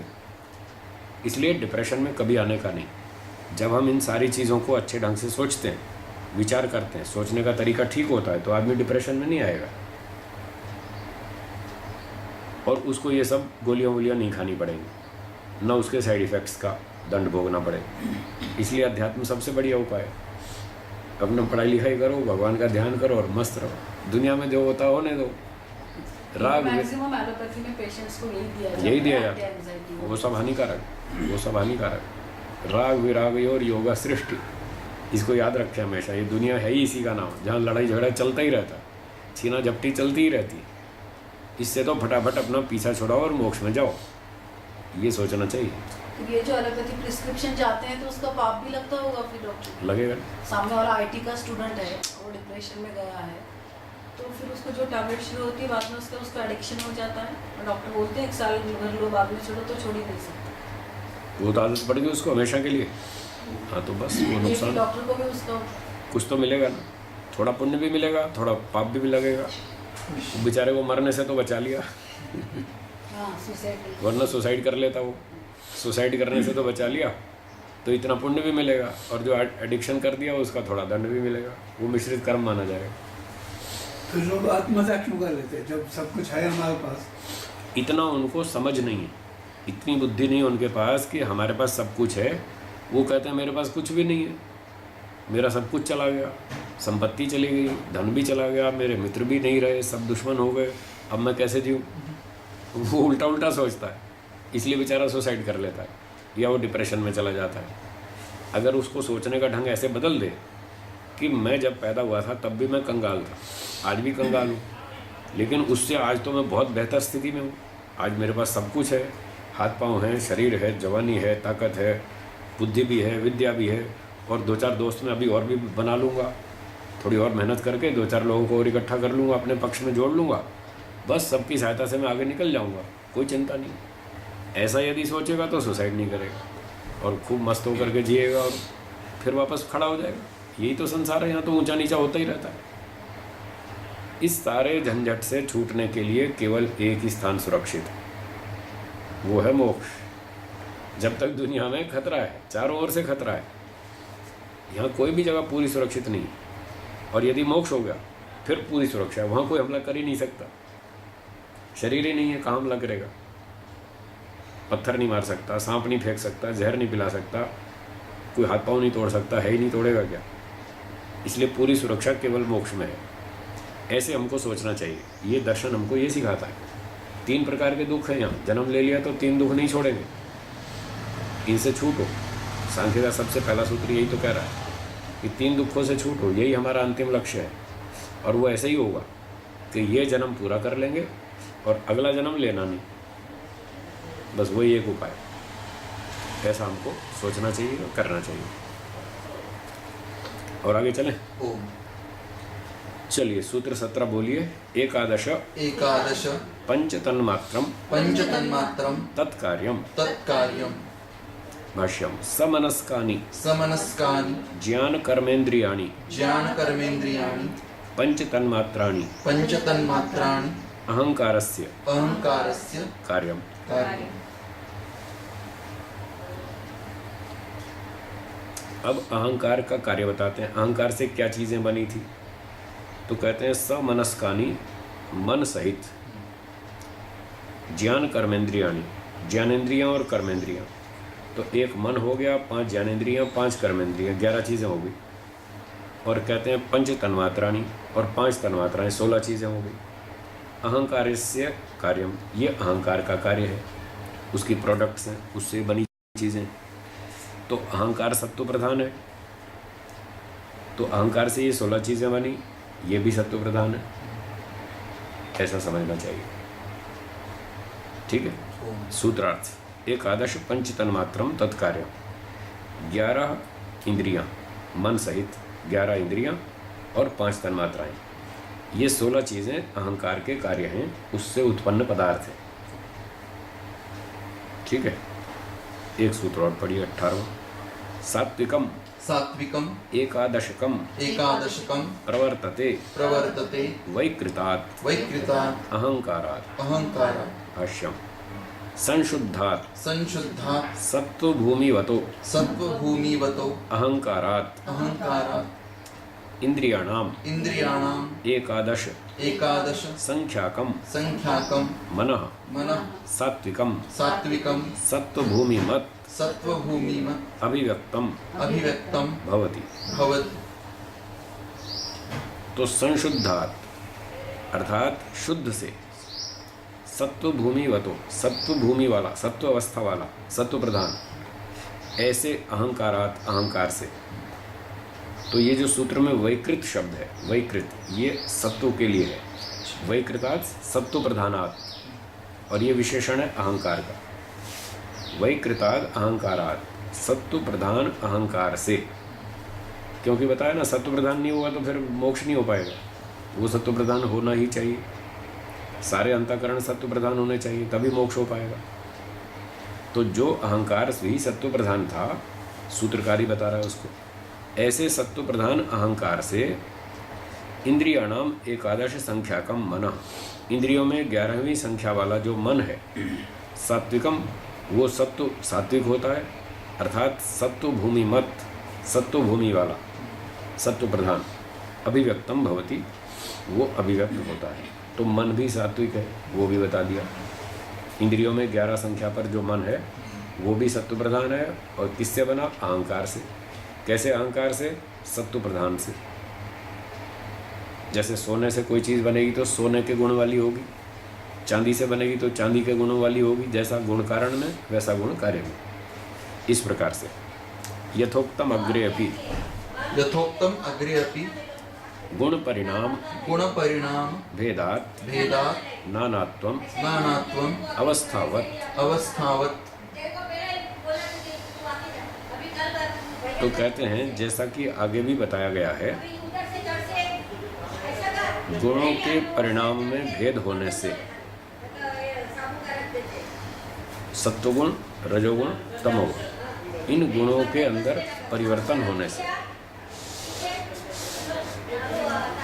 नानात्वम, भिन्न भिन्न अवस्थाएं होती हैं, अवस्थावत, शरीर की अवस्थाओं के समान। तो मन के अंदर अलग अलग अवस्थाएं बदलती रहती हैं।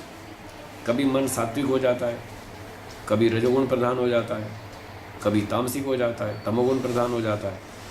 ऐसे मन की स्थितियां बदलती रहती हैं। कैसे?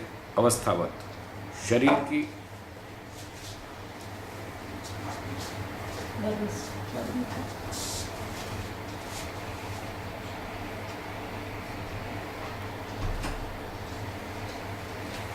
अवस्थावत, शरीर की अवस्थाओं के समान। जैसे शरीर की अवस्थाएं बदलती हैं, बाल्यावस्था, फिर किशोर अवस्था, फिर युवावस्था, फिर प्रौढ़ावस्था, फिर वृद्धावस्था, जैसे शरीर में अवस्थाएं बदलती रहती हैं, ऐसे मन में भी अवस्थाएं बदलती रहती हैं। कभी मन सात्विक हो जाता है, सत्वगुण जब जागता है तो मन सात्विक हो जाएगा, कभी रजोगुण जागेगा तो फिर राजसिक हो जाएगा, तमोगुण जागेगा तो तामसिक हो जाएगा। तो मन के अंदर भी स्थितियां बदलती रहती हैं, जैसे शरीर में बदलती रहती हैं। तो यहाँ समझना ये है कि मन का जब निर्माण हुआ, मैन्युफैक्चरिंग हुई, तो एक बार हो गई सो हो गई। बुद्धि, अहंकार, मन की रचना एक बार हो गई सो हो गई, और वो सत्वगुण प्रधान हुई थी। फिर भी बीच बीच में रजोगुण जागता है। तो इसका अर्थ ये समझना चाहिए कि मन के अंदर जितनी मात्रा में रजोगुण है वो उभर गया, मन में जितना तमोगुण है जितनी थोड़ी सी मात्रा में वो उभर गया। तो कभी कभी जब वो उभरता है तो फिर वो अपना प्रभाव दिखाता है। इसलिए मन की स्थितियाँ बदलती रहती। कभी आपको अच्छा लगता है, शांति लगती है कि आज बड़ा अच्छा है, बहुत सही लग रहा है, मन शांत है, सब ठीक चल रहा है। और कभी मन में चंचलता होती है, पता ही नहीं चलता आज क्या करें, दिमाग घूम रहा है, कहीं मन टिक नहीं रहा, कुछ समझ नहीं आ रहा, क्या करें, कहाँ जाएं, किससे बात करें, क्या बात करें, ऐसा ऐसा। और कभी फिर उल्टी उल्टी योजना आती है, उसकी जेब काटो, उस पर झूठे आरोप लगाओ, उसको परेशान करो, उसको तंग करो, उसको दुख दो। फिर वो तमोगुण के कारण से फिर ऐसे ऐसे भी देखा जाता है व्यवहार। तो ये सब मन में परिवर्तन होता रहता है। पर समझना यही है कि वो मैन्युफैक्चरिंग तो वैसी की वैसी है, उसमें कोई चेंज नहीं है, केवल वो गुण उभर रहा है, उसका प्रभाव उभर रहा है। इसलिए मन की स्थितियाँ बदलती हैं। अब आगे देखते हैं। राजसात् अहंकारात् राजसम तामसात् तामसम इति अपि योजनीयम। अब ये भाष्य की पंक्ति ठीक नहीं है। इसमें ये कहना चाहते हैं स्वामी ब्रह्म मुनि जी कि राजसिक अहंकार से राजसिक मन बनता है, और तामसिक अहंकार से तामसिक मन बनता है। तो ये कोई रोज़ थोड़ी मैन्युफैक्चरिंग होती है। ना तो अहंकार 3 प्रकार का है, न मन 3 प्रकार का है कि वो राजसिक अहंकार से राजसिक मन एक अलग हो, तामसिक अहंकार से कोई तामसिक मन अलग हो। ऐसा करेंगे तो फिर 3 अहंकार मानने पड़ेंगे और 3 मन मानने पड़ेंगे, जो कि शास्त्र के विरुद्ध है। शास्त्र में तो एक ही संख्या मानी है अहंकार की और एक ही संख्या मन की मानी है। तो इसलिए ये पंक्तियाँ ठीक नहीं है, हम इसको छोड़ देते हैं। हम यही व्याख्या करेंगे कि मन एक ही है, वो सत्व प्रधान है, अहंकार भी एक ही है, वो भी सत्व प्रधान है। जब उसकी स्थिति सत्व प्रधान होती है तो मन बुद्धि अहंकार सब ठीक ठाक चलते हैं। जब उसमें रजोगुण तमोगुण उभरता है तो उसकी स्थिति बदलती है। मन वही होता है, बुद्धि वही होती है, अहंकार वही होता है, केवल गुणों का प्रभाव बदलता रहता है, उससे फिर हमारा व्यवहार बदलता है। ऐसा समझना चाहिए। ठीक है, हाँ बोलिए। थोड़ा ऐसा विचार करें तो कि जो उभारने की जो प्रक्रिया होती है वो शुरू होती है बुद्धि से, महत्त्व से, फिर उसको थोड़ा और ये करके अहंकार हो जाता है प्रभावित, फिर अहंकार मन को प्रभावित करेगा और फिर शायद पूर्णी वाक्य ऐसे लिखे। और ये तो निर्माण की बात चल रही है ना। सूत्रकार ने क्या बोला, वैकृताद अहंकारात एकादशकम सात्विकम प्रवर्तते। सत्व प्रधान अहंकार से सत्व प्रधान मन की उत्पत्ति होती। ये तो उत्पत्ति की चर्चा है, व्यवहार की नहीं। सूत्रकार उत्पत्ति की बात कर रहा है कि सत्व प्रधान अहंकार से सत्व प्रधान मन उत्पन्न होता है। इसलिए फिर उसी भाष्य में ये बात लिखना वो उत्पत्ति परक मानी जाएगी, इसलिए वो ठीक नहीं बैठ रहा। तो उसको हम छोड़ देते हैं, इस बात को छोड़ देते हैं, एक पंक्ति को। अंतिम वाक्य है, बोलिए। एवं मनसः त्रिगुणत्वेन प्रवर्तनम भवति। ये पंक्ति ठीक है, इसको हम उस व्यवहार वाली पंक्ति से जोड़ लेंगे। इस प्रकार मन का त्रिगुण होने से 3 प्रकार का व्यवहार देखा जाता है। जब उसमें सत्वगुण उभरता है तो अच्छा व्यवहार देखा जाता है, जब रजोगुण उभरता है तो फिर चंचलता आती है, तमोगुण उभरता है तो उल्टे सीधे काम होते हैं। तो मन की स्थितियाँ ऐसे बदलती रहती हैं। गुणों के भिन्नता से, प्रभाव के बढ़ने से व्यवहार में परिवर्तन होता है। इसको तो हम ठीक सेट कर लेंगे, उत्पत्ति वाली एक पंक्ति छोड़ दें। ठीक है। सूत्रार्थ, सात्विकम एकादशकम प्रवर्तते वैकृताद अहंकारात्। जो सत्व प्रधान अहंकार है उससे जो 11वीं संख्या पर मन है वो भी सात्विक उत्पन्न होता है, मन भी सत्व प्रधान ही बनता है। ये सूत्रार्थ। एक छोटा सा बोलिए। ये वैकृता शब्द का उपयोग क्यों किया, जरूरत क्या है? ये विशेषण है बताने के लिए कि अहंकार भी सत्व प्रधान है। जैसे बुद्धि के बारे में बताया, बुद्धि सत्व प्रधान है, तो अहंकार किस तरह का है उसके लिए भी तो सूचना देनी चाहिए। तो वैकृत एक एडजेक्टिव लगाया, विशेषण लगाया अहंकार के लिए कि अहंकार भी सत्व प्रधान है, और इस सत्व प्रधान अहंकार से जो 11वीं संख्या पर मन बनेगा वो भी सत्व प्रधान होगा। सूचना देने के लिए विशेषण लगाया। अब ये बात रही कि वो वैकृत शब्द का प्रयोग क्यों किया। उसमें सूत्रकार स्वतंत्र है, कोई भी शब्द का प्रयोग कर सकता है। वक्ता और लेखक वो अपने कार्य करने में स्वतंत्र है। जो शब्द उसको ठीक लगता है, उचित लगता है, उस शब्द का प्रयोग कर देगा। क्या भी इसकी विशेष कृति भी अर्थ हो सकेगा या विकृति, प्रकृति से विकृति बनी, यानी वो अर्थ कुछ भी हो सकता है, पर वो स्वतंत्र है, वो कौन सा शब्द प्रयोग करे। अब पहले सूत्र में इसी सूत्र का पहला शब्द है सात्विकम। अब सत्व वाला शब्द तो प्रयोग कर ही चुका है, फिर इसलिए उसने सोचा भाई रिपीट ना हो, चलो दूसरा शब्द रख देते हैं, और एक नया शब्द भी जनता की जानकारी में आ जाएगा कि वैकृत शब्द का अर्थ भी सात्विक है। आदि आदि उसके मन में कितनी भी बातें हो सकती हैं, कुछ भी मन में रख करके उसने दूसरा शब्द का प्रयोग किया कि एक नए शब्द की जानकारी दो कि वैकृत का अर्थ भी सत्व है, सत्व प्रधान है, और वो रिपीटिशन भी ना हो शब्द की। पहले सात्विकम कह ही दिया तो दूसरा शब्द रख दो, आदि आदि। इस कारण से उसने दूसरा शब्द का प्रयोग किया। ठीक है, चलिए विराम देते हैं। ओंकार उच्चारण करेंगे लंबे स्वर से।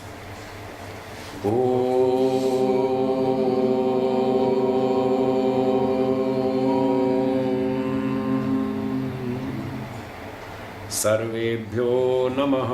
सर्वेभ्यो नमः। सबको सादर नमस्ते जी। सबको सादर नमस्ते जी।